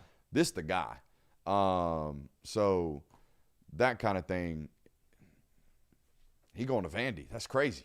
Yeah, that's a crazy statement to say. Something that you probably would have never thought would ever be said as a 5-star flips from Georgia to Vandy. No, but I mean, look, and wish him well. Good for him. That he very clearly feels like he's building his own path. It's very similar to the Dylan Raiola Dude, story. it's similar to all three of them. Raiola went to a place that is home. Dad played in Nebraska. Uncle coaches in Nebraska. Bryce Underwood flipped to Michigan. He's from Detroit. And Jared Curtis flips to Vanderbilt. He's from Nashville. So there are things here that are in common or in line for 3 years in a row. So in other words, you better hope John Summerall doesn't turn that Florida program around. Yeah. I don't know where Jaden Wade's Yeah, I don't know where he's actually from. Because IMG Academy is a transport school. Don't know the origin of him, but That's tough. All right, let's talk about it. Man, this place is going to be all about you. You're going to be the king of Nashville. You can be a legend. You don't need help. Look at what you got going. You're right. Door down. I mean, he very and I'm not going to disagree with him on that. He very clearly has this underdog mentality. He very clearly believes he is, the rose from the ashes, grew out the concrete type of thing, has to get out the mud, and Vanderbilt is a great place to do that. It is a great place to carve your own legacy. I mean, dude, if you want to overcome the odds, that's just a great place to do it in relative to the other schools that you were weighing. Mm-hmm. If you want to challenge yourself with I gotta go do everything by myself today, that's the place to do it. yeah, it is. I mean, Pavia's been doing this. Pavia's done it successfully. Watch Vanderbilt football. He is the whole entire offense. Mm-hmm. He is the whole entire heart and soul. So that's what you get. And maybe that's the challenge he wants. Most kids look at it as like, I play quarterback. I kind of need help around me. Mm-hmm. It'd be good to have offensive linemen. It'd be good to have weapons. It'd be good to have a good defense. It'd be good to know that that's guaranteed every time I roll the ball out. But this kid, based off the statement, young man, I hate to do the kid thing. This young man clearly doesn't need that. He wants the challenge. Massive, massive hit for Georgia. We said it during our live show today. This ain't going to be the place where you find Georgia people that are like, oh, he plays small high school football. I didn't really want him anyways. Oh, he drives a fast car. I don't really want it. Bullshit. That kid's great. That kid's really, really, really good. All that being said, still a coin flip whether or not he's going to be great in college, just like it'll be a coin flip if he's great in college, whether or not he's going to be great in pro ball. That's how quarterback evaluations work. 100% a coin flip. But the kid's seeking a challenge. I'm down with that. Yeah, and I mean, if there's a silver lining for Georgia, it's not like you needed this kid immediately. I mean, your quarterback room, you have plenty of bodies in there. More than likely, you get another year to Gunnar Stockton. That's going to buy you another year of time before you have to really start evaluating the quarterback room and get into this. So, like, you still have time. You're set at quarterback. No, you don't. You got 12 months to decide whether or not Ryan Puglisi is the future after Gunnar. Yeah, that's time. That's what you got. It's time. But it's 12 months, and he's not going to be able to do it in game, really. So is there time? Yeah, there's time. Okay. I mean, you have 12. If Jared Curtis signs with you tomorrow, you have 12 months to figure out whether or not he's ready to start, too. Whether or not he would be ready to start. More so like you have time to really get a clearer idea of the direction that you want to go in 2027. Now, there is $900,000 available for the 2026 roster now. That's what that reality is. Like, you can't throw that at this current class. Like, I know there's a lot of people that want them to go throw that at LaDainian Guyton. I don't want to say that Texas Tech is breaking rules, but most of these things are already done. Down payments are already, like, made. Decisions have already been made. Maybe apartments have already been bought. Things like that. Like, things have already the wheels are already in motion for 98% of these deals. This class more so than ever because House vs. NCAA, quote unquote, passed in the summer. Which, by the way, every time one of these new coaches gets a new deal, it lets me know that rev share isn't passed. House vs. NCAA may have passed, but it doesn't mean a hill of beans. Yeah. Because Crumble can, on top of the rev share, promise BYU $9.5 million. Mm-hmm. On top of the rev share, LSU can promise Lane Kiffin $15 million in NIL. How? Yeah, you're allowed to have a $35 million roster? Yeah, and they'll pay. I thought there was a rev share at $20 million total. And they'll pay his bonus. Yeah, and they'll pay his bonus. And it's like, there ain't rules. Stop telling me there's rules. There's not. But that being said, you can't just – I was told today they can't just go give Tyler Atkinson another 900 Gs, come to Georgia. Yeah. No. You can't just give LaDainian Guyton another 900 Gs, come to Georgia. What you can do is January 2nd, go take that 900 Gs and go give it to a wide receiver or go give it on top of whatever you were allocating for whoever you probably already pre-portaled. Probably. I mean, I just threw some accusations at other people, so I might as well throw them y'all's way. Pre-portaling. Whoever you pre-portaled might just got pre-portaled a little harder. Yeah, for sure. And the real money that gets freed up is what you were promising him in 2027. Mm-hmm. Yeah. Because if y'all remember us reporting when he committed to Georgia over Oregon, this was a $2 million deal that was structured to be, 2.1, that was structured to be $900,000 in 2026 and $1.2 million in 2027. So that allocation has just been up, you know. Mm-hmm. You got more money to play with. But you would assume if Puglisi is the guy in 2027, that money goes to him. If he's not, it goes to a portal player. Right. Most likely. Wow, how this game has changed since I started. Yeah, you got to do a lot more down the line thinking. That's for sure. And it's not just as simple as you lose a number. It's you lose a number and you just freed up numbers. Mm-hmm. Has it not always been that way, though, to some degree? Like Spaces, Kirby, yeah. Roster spots, yeah. But the ups and downs of the salary cap and the movements of the dollar figures, no. Used to it was, here's $200,000 in a duffel bag. You trying to be a dog? Mm-hmm. You want to be a tiger? Whatever it was. Boy, those stories were way more fun. Oh, yeah. Now, I felt grimier about it. Yeah, the But type far more predictable. the links people would go to make sure, to get that money to their clients. Buddy, I heard a story of a 5-star in Georgia when I first got into this business that got 2 duffel bags dropped off on him at an Atlanta Hawks game outside, at that time, Phillips. Yeah. Could you imagine being 17 years old, having 2 duffel bags, opening up your trunk, having 2 duffel bags filled with what appears to be $200,000 in cash and being outside of Phillips Arena? No. I'd be kind of scared. That's what I'm saying. Yeah. The the amount of freaking anxiety that kid went through. I know the story because of the person he called to help him. What do I do with this? I have no idea what to do. Gotcha. Yeah. That was what it used to be. Now it's my agent tells me I probably should. Yeah. You know? Oh, good business decision. For a good 18% or whatever he's taking. I'm sure Curtis's agent's probably getting a good 8%. Probably not taxing too heavy. Semantics. Who knows? Yeah. I don't know. He been working overtime lately. All these statements they're having to put out constantly. No kidding. So, any other thoughts, comments, questions, concerns? Nope, I think we should talk about this massive game that we have this weekend. Even though we already know where you're going. No, so hey, do you just want to go ahead? Hey, Me and Christian will finish the show. Watch out. Let's talk about ways that this game is different, though, because this is a rematch. Yeah. All right, between Georgia and Alabama. Alabama won the first matchup. What was the final score of that? Like 29-22, something like that? 27-24. 27-24. First and foremost, I think Bama's offense is playing worse right now than they were in that football game. I think that's the difference. They're struggling right now. They've put 2 bad performances together against Power 4 opponents. Granted, 2 of the best defenses in the sport between Auburn and Oklahoma. That being said, I think Bama's defense is playing much better football than they were when you played them. Yeah. And that's the interesting part is – as is your defense. Exactly. I think both defenses are playing much better football than they were at that time. And that's what I was going to say is like – and you can make the argument now. Georgia's offense was kind of 24-21.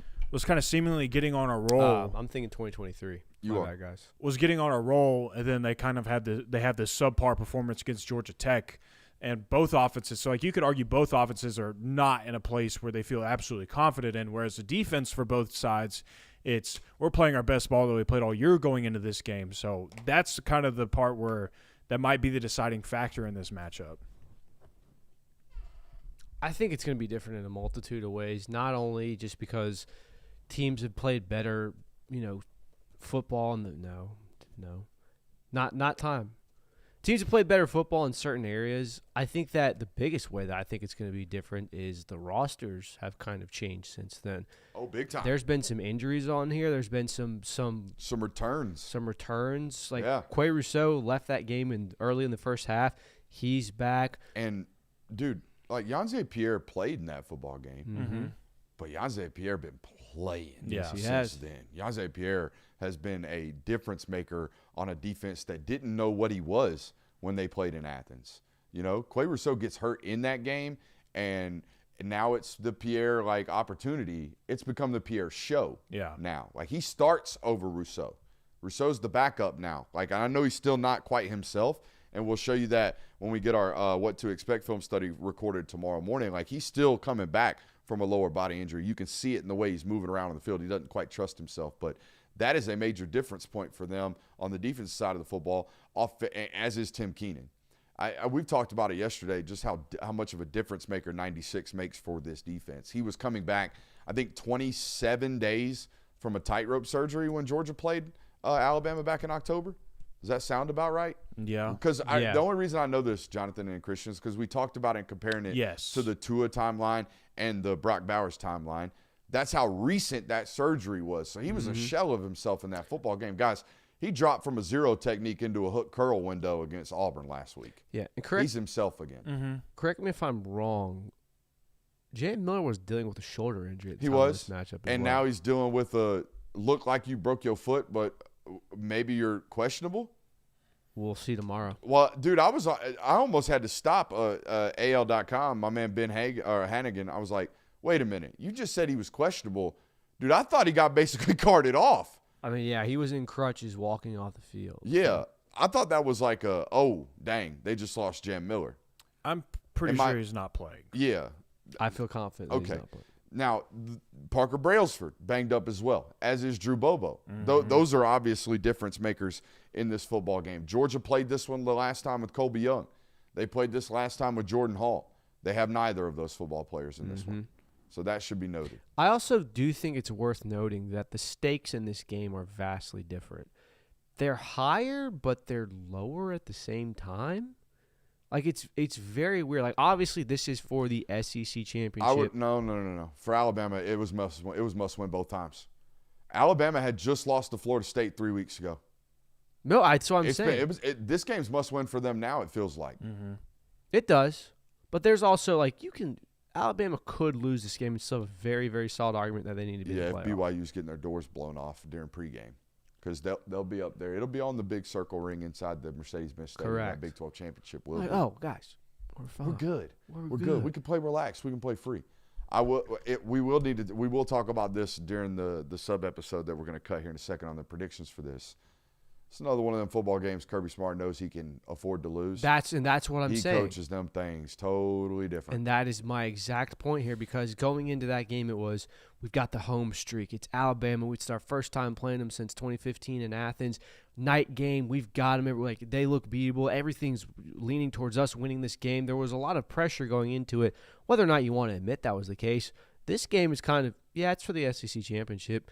Yeah, it's for a first-round bye, but also we could lose this game and still easily go on to the national title. It feels kind of like the stakes are a bit lower for Georgia. Am I wrong? Do you think that crossed his mind kicking the onside kick? Huh? Do you think that crossed his mind kicking the onside kick of, this may not go our way, maybe it loses us a game, probably won't matter? I don't think he ever. Do you think that crossed Kirby Smart's mind when he had decided to kick the onside kick against Texas? No, I do think it played a role in the SEC championship game last year. No, and he admitted to it. As much. Correct. But I'm saying Georgia didn't have to beat Texas to be in the playoff. You don't think that maybe crossed his mind? It could be. Yeah, I mean, but that puts you in win-out mode with losable games after Texas. Went out mode against Charlotte and Georgia Tech. I didn't want to demean the Yellow Jackets like you just did. But let's be honest. We saw how they played on Saturday. Yeah. They played their worst game in a long time, and they still walked away with a win because their defense just shut them down. I mean, I'm just wondering, if that's what it takes for him to kind of make those types of decisions, I don't know. Maybe it did cross his mind. Do you think Gunner is playing any different than he was against Alabama? You see what I'm saying? I think had last week's performance just not happened, or had he just had an average performance and they win by 14, 21 points, I think we go into this game going, guys, Gunner's a much better football player than he was the last time they played. Yeah, and I don't think that you can let. And is it fair to continue with that analysis despite the fact that he just ignored the last week? I think it was a bad game. I think it's absolutely fair because after the Alabama game, I would say from Kentucky on, I think you saw Gunner Stockton consistently put on performances after every single game after that. It felt like this is a different Gunner. So you can't ignore an entire body of work because of one game. And it's also worth noting this was early into the season. They had only had 3 games, and the kind of crux around Gunner Stockton, or the belief was, really great quarterback, doesn't necessarily force the ball into tight windows, isn't necessarily doesn't play well in zone coverage. And we saw Bama throw a lot of zone at Georgia in that first matchup, and Gunner Stockton didn't thrive in the passing game per se. He's thrived since then against zone coverage. Now, did not play well against Georgia Tech, but we have seen that the ceiling is there. Y'all ready? Let's do it. Any more differences? Not neutral? It is neutral. That changes. That changes things. So you don't even have a crowd on third down, Georgia. So let's see how that works out. You have this half time. the crowd. And then, You got half the crowd. And by the way, Georgia feels good in that building against anybody other than this team. It's the only team they've lost to in this building, other than LSU in 2019. Which Before we get a wagon. What's up? I know that we've moved on from this game completely, and it crossed my mind recently, and I haven't had time to thank you. I would like to thank Georgia's defense for not allowing a single touchdown against Georgia Tech on Friday, so that we did not have to hear that godforsaken train horn once. The horn, yeah. They didn't play when Georgia scored because Tech was the home team. Exactly. That horn sucks. So. If you're going, by the way, that's the most seats ever sold in that stadium. Really? No. More than any Falcons game ever. Oh, you full of shocker. buddy, have you watched them? No. Would you pay to watch them? Hell no. I'm a fan, and I don't even pay to watch them. I think I've been to one Falcons game since that stadium's been built. I haven't even been to a Falcons game in the Benz. I've only been to college games. To hell with the Falcons. Yeah, dude. Hey, not completely. All right. Raider Nation. All right. Cuidado? Raider Nation. You got to go that far. Let's go to Allegiant Stadium. Let's get into it. Watch some horrible football there. Some would say this is the best conference championship game ever invented. The SEC Championship game. Kirby Smart once called it as big as the Super Bowl is the SEC Championship game.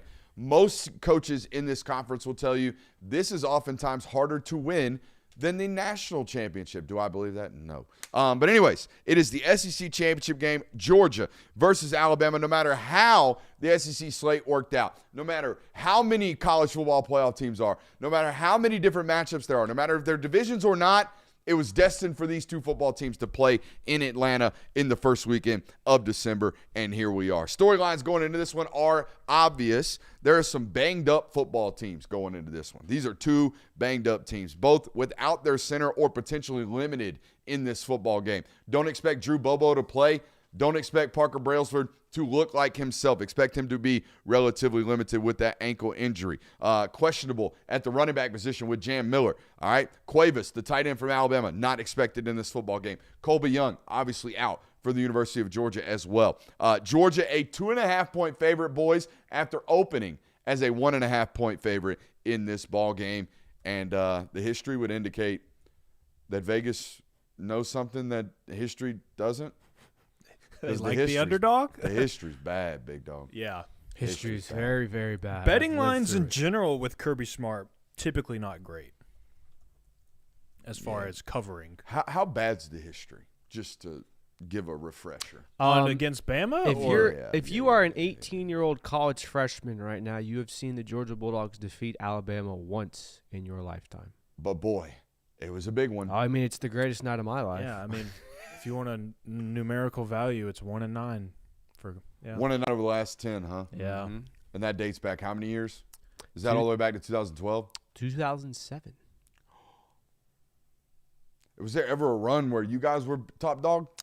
I believe Georgia handled them that, in like 2 games in the early 2000s. They beat them in 2003 in Athens, and then Billy Bennett kicked a game-winning field goal in 2002, I believe. But no, since then it's been a lot of Bama.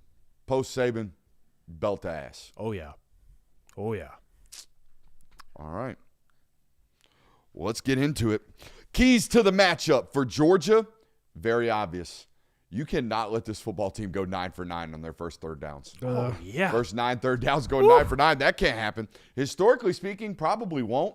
It was the worst third down performance and start to a game in the history of Kirby Smart football. And the 13 of 19 on third down was really, really bad as well.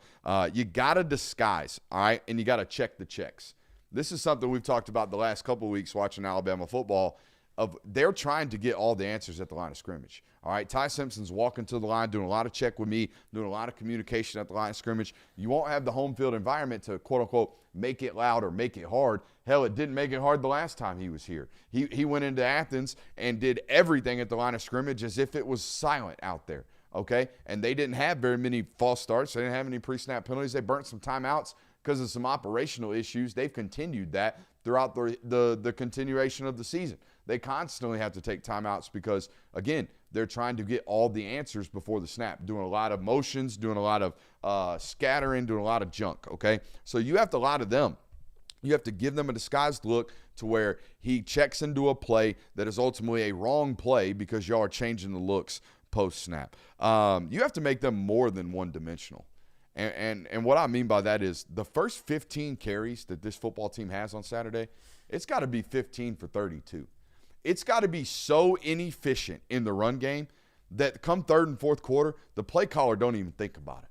It's automatic pass because that's when this pass rush from Georgia is going to start teeing shit up. That's when they're going to be able to really, really, hone in on their get off and really get after the quarterback and impact him at a really, really high rate. It's got to be automatic passing downs because the run game has become so absolute inefficient. Like I said, in the fourth quarter, it's got to be pass only.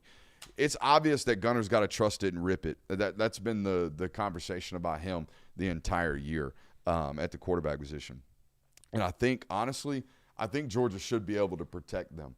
Yanze Pierre is a problem, and LT Overton's a good football player. I don't mean to demean his ability, but I think LT Overton for me is no different than a Georgia defensive end from years prior. They're not in positions to get after the quarterback. They're in positions to push the pocket. They're in positions to contain the quarterback. They're not in positions to get after the quarterback. Will you look this up for me? How many sacks does LT Overton have this year? How many sacks does James Smith have this year?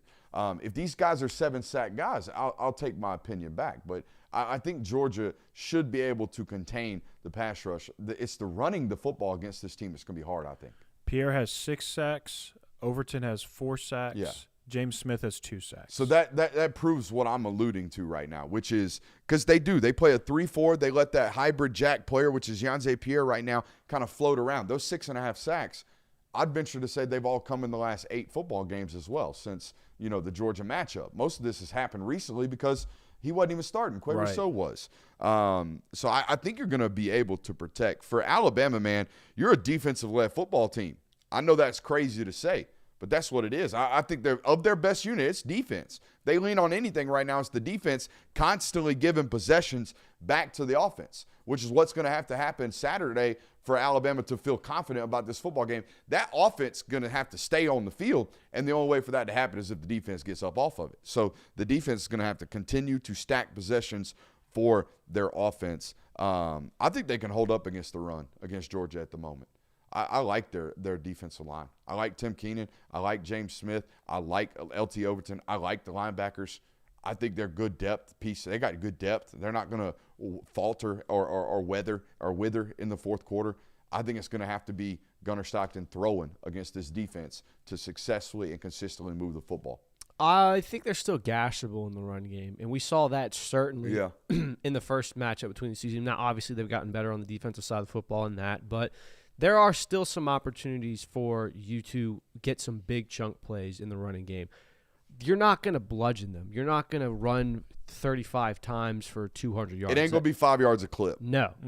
If it is, it's going to have to be 3 of those carries went for 25 yards because they, had poor run fits, which I think is where the area you're going to get them. But no, this game will rely on if Gunnar Stockton can move the football down the field. And we talked about it. We didn't mention it in the what's changed in these matchups.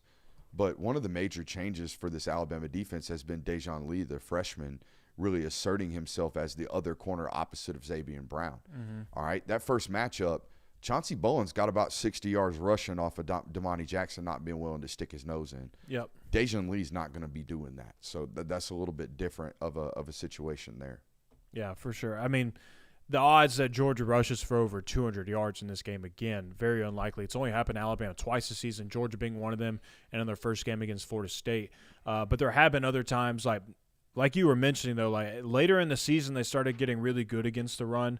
Like they gave up 59 to LSU, really bad running game, though. Oklahoma, really bad running game. They gave up 74 to them. Eastern Illinois, 14. But Auburn, they got 152 yards on them. Tennessee got 142 yards on them. Missouri got 163 yards on them. Vanderbilt got 135 yards on them. So they're still like the benchmark that you kind of want to look for in this game as a Georgia fan. You're going to want to hover around that 150-yard range. Jonathan, the other day during film study, I asked you to look up how many rushing touchdowns they had, and you said there was 8. I think there was like 13. I said 13. Yeah. They had 7 rushing touchdowns against Northern Illinois alone. Oh. So that means they've had 8 total rushing touchdowns. Or Eastern Illinois, whoever they played last week, the mid-major that they played prior to Auburn, they had 7 rushing touchdowns in that football game. How about this? Which means they've had 8 total outside of that football game. Guys, that creates bad red zone offense. Mm-hmm. If we can't run the ball into the box, we always have to throw it. That makes for troublesome red zone areas. How about this? 3 others came against Louisiana Monroe. So they've had 5 rushing touchdowns against Power 4 opponents this year. 3, 4, 5, 6. Jay was counting right now. Stand by. 9. They've had 9. They've had 9 running or rushing touchdowns against Power 5 opponents this year. Yep. That's interesting. They're having to throw it into the box, guys. Again, makes for I don't know what their red zone numbers are. They're probably decent because Ty Simpson's been that dynamic, but yeah. It ain't easy down there. I don't know if y'all watched the Iron Bowl. It ain't easy for them to score because they can't run the ball. No, and I think the key to this matchup for either team, and this has favored Alabama in all but one game, is who makes the plays that make the bad ones irrelevant. And what I mean by that is if Ryan Williams drops a wide-open touchdown pass, that is a bad play. But it's irrelevant if you still march down the field and still score a touchdown. If a Georgia safety drops an interception that they played perfectly, that's a bad play. It's an even worse play if Alabama scores on that drive. Things like that, and you can go back to pick any game that Georgia and Alabama have played the Kirby Smart era. How about the 2021 Natty when Georgia wins? Stetson Bennett fumbles a football, Alabama recovers its scores, takes a lead. That is a bad play, but it's made irrelevant because they go down the field immediately after and have a touchdown pass to Adonai Mitchell. Like, stuff like that has to happen. Georgia has consistently made bad plays in this game. Both teams have. The difference is when Alabama makes bad plays, they do something to mitigate that. Georgia, on the other hand, has not done that to this point in this series. So that's what the key to this matchup is for me. So one of my favorite analysis points I've ever had on this channel is the last mistake in this football game. Yep. And we talked about this going to the SEC Championship game 2023. We said the team that makes the last mistake in this one always loses it. The last time Alabama made the last mistake was the 2021 National Championship game. They throw the interception to Keely Ringo, ball game over. The Carson Beck turnover in the 2023 SEC Championship game, the fumble in your own end. That was the last turnover in that football game. You lose it by a possession. The interception at the end of the football game in Tuscaloosa last year, that's the last mistake in the football game. Obviously, it's the last play, but you made the last mistake prior to the half, throwing an interception to Jahad Campbell in that one. We don't even have to take into account the Hail Mary. Nate Frazier obviously fumbles the football, and that's the last turnover and last mistake in the football game in October. If Georgia is the team that makes the last mistake in this game, they will probably be the team that loses it. Statistically, history would agree with you. Absolutely. This is my key to the matchup.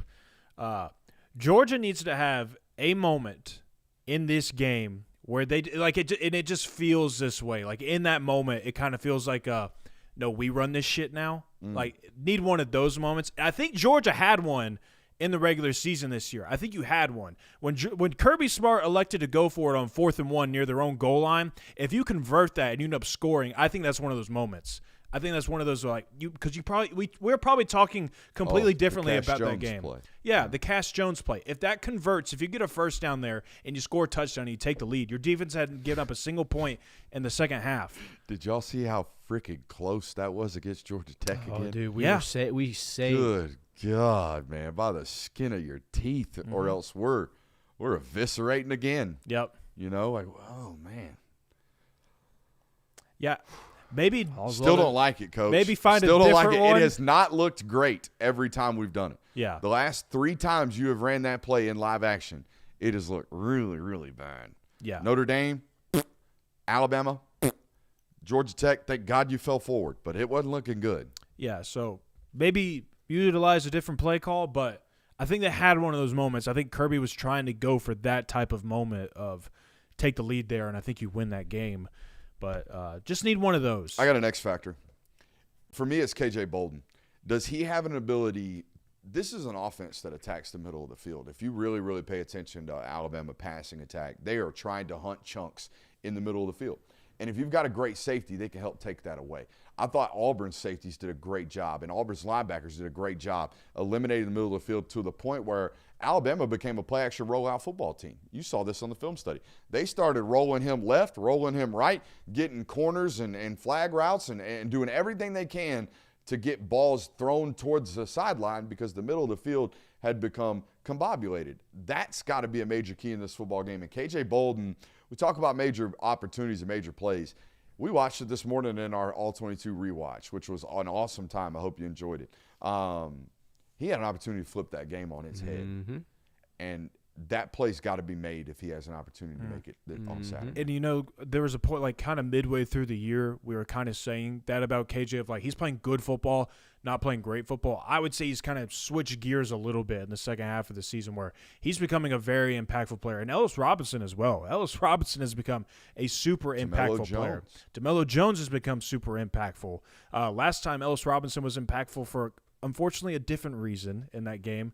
So, like, if you've seen some maturation in this secondary, I would say. And also, like, between Corey Thomas, he's been playing a lot lately, and he's gotten more reps on him. Zion Branch is getting burned now as well in the absence of Kyron Jones. So, I think that's a big talking point, too. Like, what's different in this game that maybe we didn't cover earlier is, like, the maturation of Georgia's secondary to where they were that first time they played Alabama to the point where they are now. Has anyone ever figured out, statistically speaking, if it actually is hard to beat a team twice?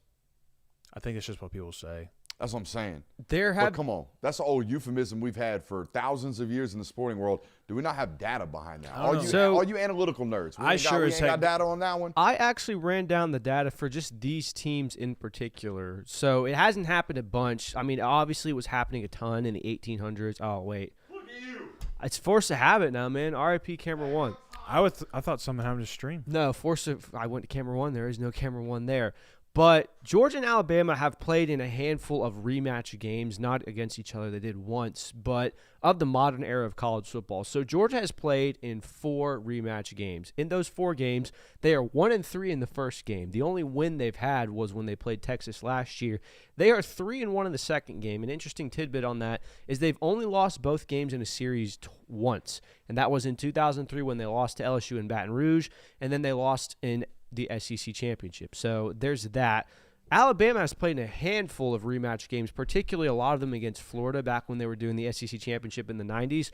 Alabama is 4-2 in the first game. They are 3-3 in the second game. Note on that, they have only won both games in the series twice, which was against Florida in 92 and 93. So it's kind of a 50-50 shoot of it's hard to beat a team twice, but we've seen before. Kirby Smart is 3-0 against rematch opponents. So there is that. I think that's the statistic you take into this. What's y'all's X factor, Joe, to get through it? No. I think I have 2 X factors in this game. Number one, because he was the absolute X factor in the first game, it's Ty Simpson. That guy is going to dictate more than anybody on that Alabama roster, in my opinion, how this game goes. Because if that guy is as dialed in as he was the first time, it's going to be an uphill battle for you more than likely. But if he's kind of a little all over the place again, like he has been over the past couple of games, you got a chance. Second one for the Georgia side, Quintavious Johnson. Quintavious Johnson is an X factor for me in this one. Especially rewatching that game this morning. That's a football player that's playing way better ball. Way better ball. 33 was, I'm not going to say drinking through a fire hose at that point, but 33 was still getting his feet wet. Wasn't playing free. No. He's a different football player right about now. Yeah, I feel like Raylan's playing better ball too. Everyone's playing better ball in that defense. I don't think there's a player that C.J. Allen can't play any better ball. C.J. Allen is playing better football. C.J. Allen was hurt for the first handful of the season, was dealing with a hamstring injury, and now he's fine. Which, by the way, perfect segue. He's my X factor in this game. Yes, Alabama will throw the ball over the middle. Yes, that's going to be something K.J. Bolden has to do.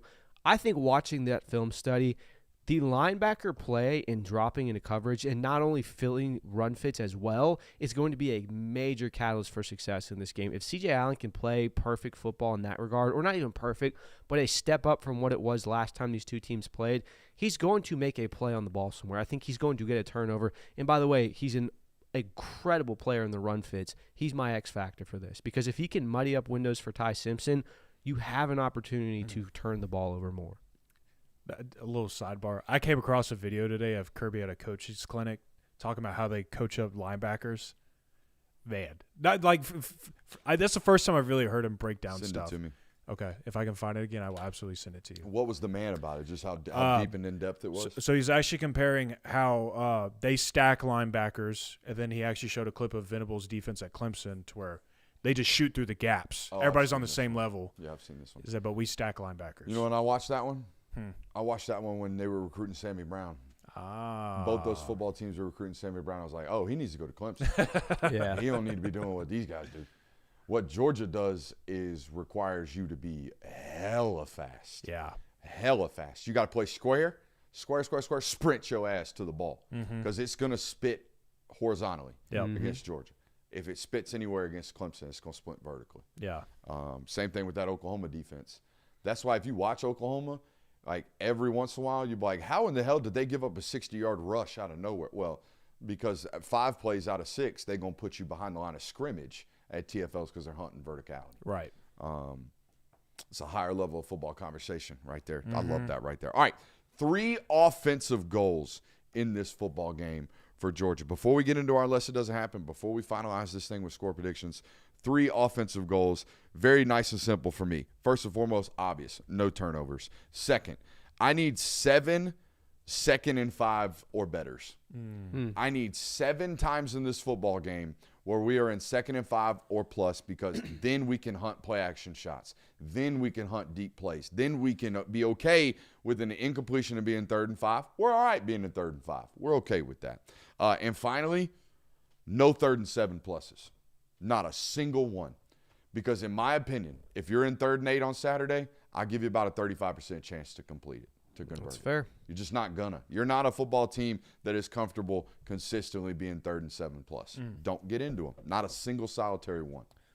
My first offensive goal. Would you like to guess the amount of receptions that Zachariah Branch had the first time I thought you were going to ask me, would you like to guess the amount of respect? And I was going to say tremendous. Oh, always a tremendous amount of respect. I'm going to not answer this because I know the answer. How many receptions do you think Zachariah Branch had against Alabama the first time around? 2.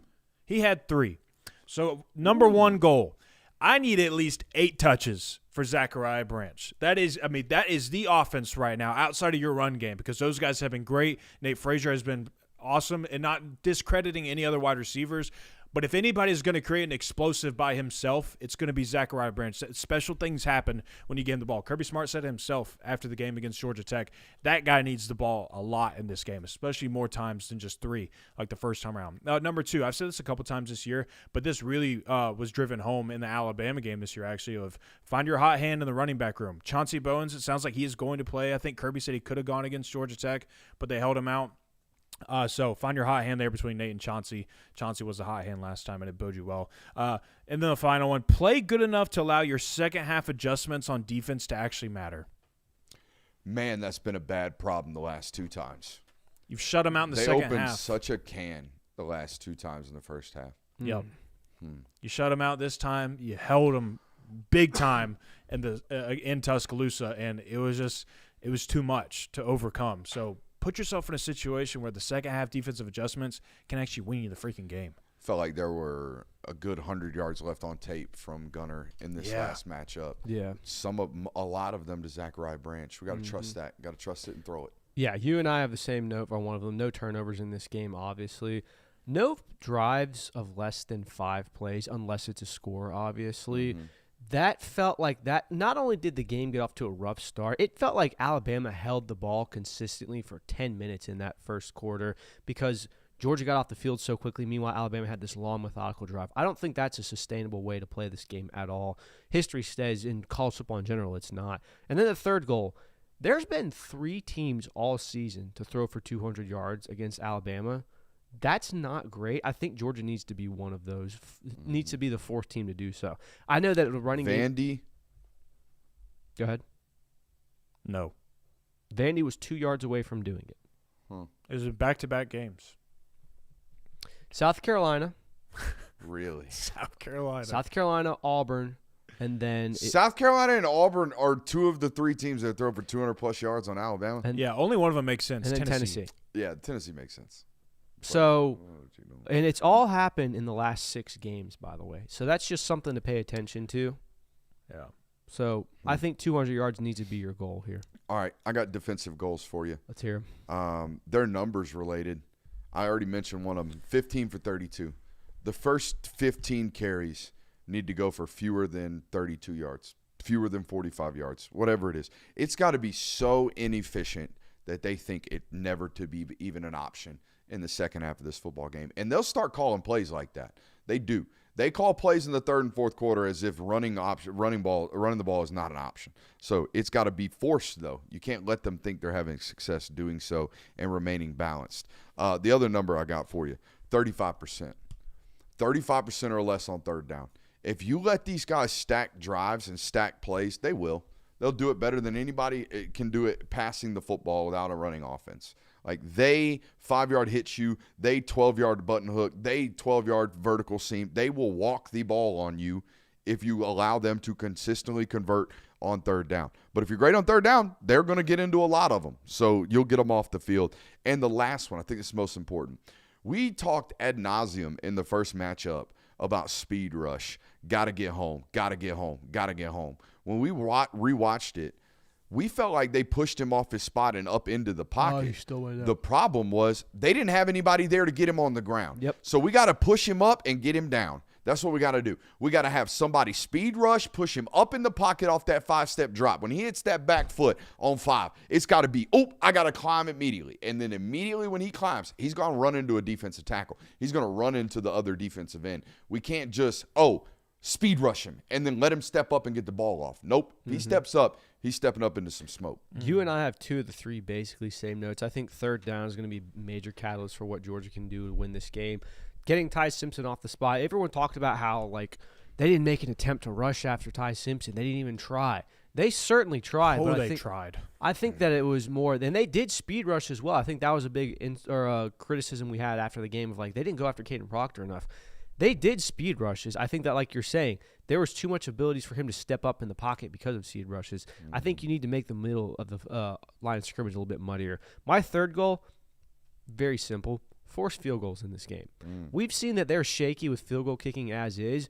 And by the way, they're not a really good rushing offense. If you can get to the red zone and you can get into the green zone to where they're not comfortable going, they can't score a touchdown, you're going to be an advantage because 21 points is a lot less harder to come back from than 9. My 3, I'm with you guys on third down. I'm not even going to continue to regurgitate that take. Number 2 that I have, got to capitalize on Ty Simpson's misses. And those moments where he makes an errant throw and it's like, whoa, Ty Simpson missed something that he doesn't usually. Or you have one of those moments on the drive. You got to capitalize on those. Don't let him make up for the miss that he had. Or the drops. They've struggled with drops a lot lately too. Mm-hmm. Yeah, that was they had some moments like that too against Georgia where they had a big drop, but as Kirby said, it didn't ultimately matter. But that's what I'm getting at is you have to capitalize on those moments where the Ty Simpson either throws a ball right in KJ Bolton's face. You got to capitalize on that. If he misses on second and long, you got to capitalize on that. On those third and long moments, you got to capitalize on those. Then the final one, and this is one that I added in after watching this morning's All-22 study. Wherever 5 goes, we go. Them's the rules. Wherever Jeremy Bernard goes, that's where we go. Them's the rules. Yeah, 5 can't beat you. And they're going to do everything they can to make sure 5 beats you. You just can't. Can't let it happen. They do one of the best jobs of being one of the more, apart from first down on play, first play of the possession, they're passing the football. Apart from that, they don't have any like predictabilities as play callers on offense. They'll throw screens at you on 2nd and 2. They'll throw vertical shots on 3rd and 3. Like they do stuff that most teams don't. Like, for example, ball at 2nd and 2, ball in plus territory. I know you're play action deep shot, and I know that's the tendency. I'm going to play a deep shot. Dude, they'll do that stuff on 2nd and 12. They'll do that stuff on 1st and 10. There is no predictability about their play calling. That's really, really tough about them. Other than they probably going to throw the ball. But other than that, that's about it. We ready for Unless It Doesn't Happen? I'm ready. I've got a sneaky suspicion that this football game suddenly breaks out into a defensive onslaught. You heard it here first. Fewer than 500 yards of total offense in this football game combined. Unless it doesn't happen. I'm talking about slobber knocker. I'm talking about great defense, which really, I can't recall the last SEC championship game that went down like that. How about last year's? I recall that now, but there were points put up and some explosives in that football game, weren't there? Yeah, there were. I mean, yeah, but it was 6-3 at half. Give me another one. Defensive rock fight. I think both teams scored 1 touchdown each in regulation. You're right. It was Ugle. Rock fight in the bins. Georgia had a big day rushing last time they played Alabama. Run game was certainly not an issue in that one. Alabama still continuing to struggle to run the ball. Jim Miller, not expected to play. I think he's been good for them over the last few weeks, especially late in the season. He's only gotten better. Likely not to play this weekend. So give me Georgia out-rushing Alabama by 200 yards on Saturday. Whoa! You heard it here first unless it doesn't happen. I mean, 200 or 230 to 32? Yep. That's what you got going on. Yep. Hey, it's unless it doesn't happen. Oh, Come that's on, right. man. That's bold. I like it. Come on. I like it. Let's see what you got.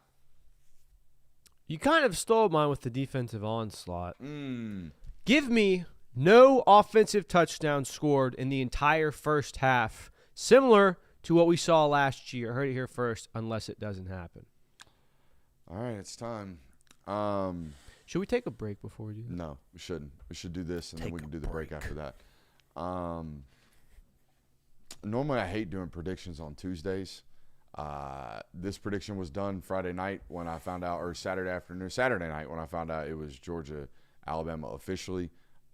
It's Alabama until it ain't. Alabama's going to win this football game 24-21. And I hate doing that. But it's just, I talked about this on another pod. There's no analysis to it to me. It's a straight heart and gut. Bama's going to beat them till they don't. I swore up and down that I was going to join you on that after this year's game. I can't keep doing this. I can't keep saying this is Georgia's time, that this is going to be the time that they beat them. Georgia's got a better team. I felt that way multiple times on end when Georgia goes up to face Alabama, where on paper, Georgia should probably beat this team.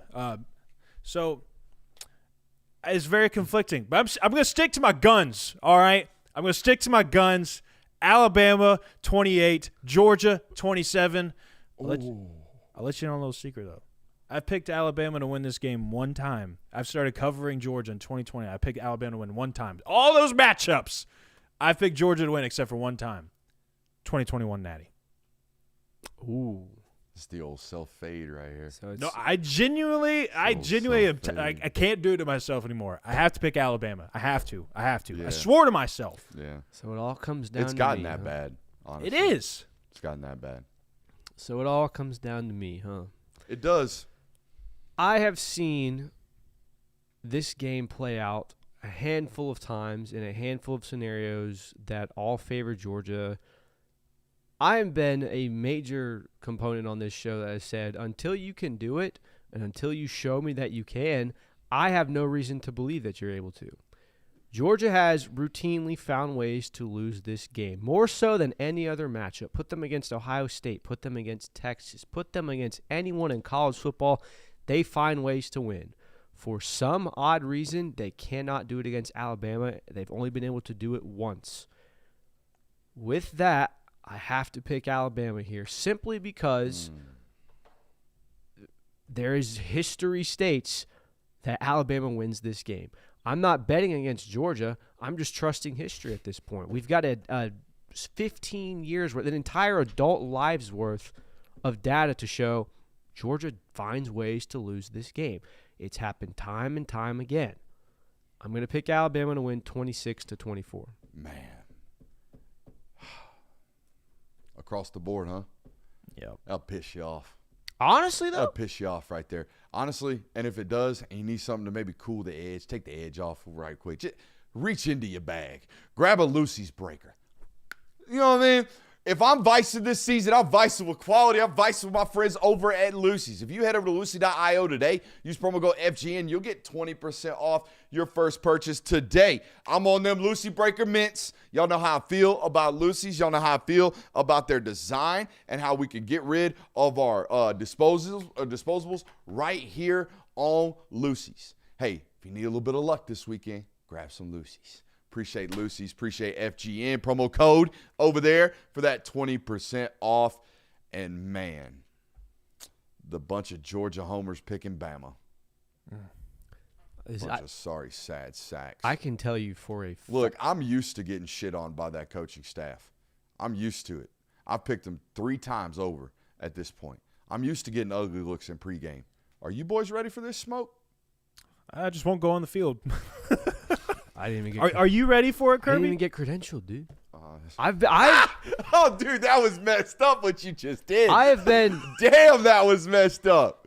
You supposed to ride with the homie. I do. I want my boy in the press box with me. I've been blacklisted from any SEC-oriented event inside Mercedes-Benz Stadium for some reason. In the city of Atlanta, apparently. For any SEC Forbidden. event, for whatever reason. Forbode. Anytime the 3 of us apply for credentials, Jay Will and Brooks text each other within minutes of applying. Got approved. Me too. I wait a day and a half goes by.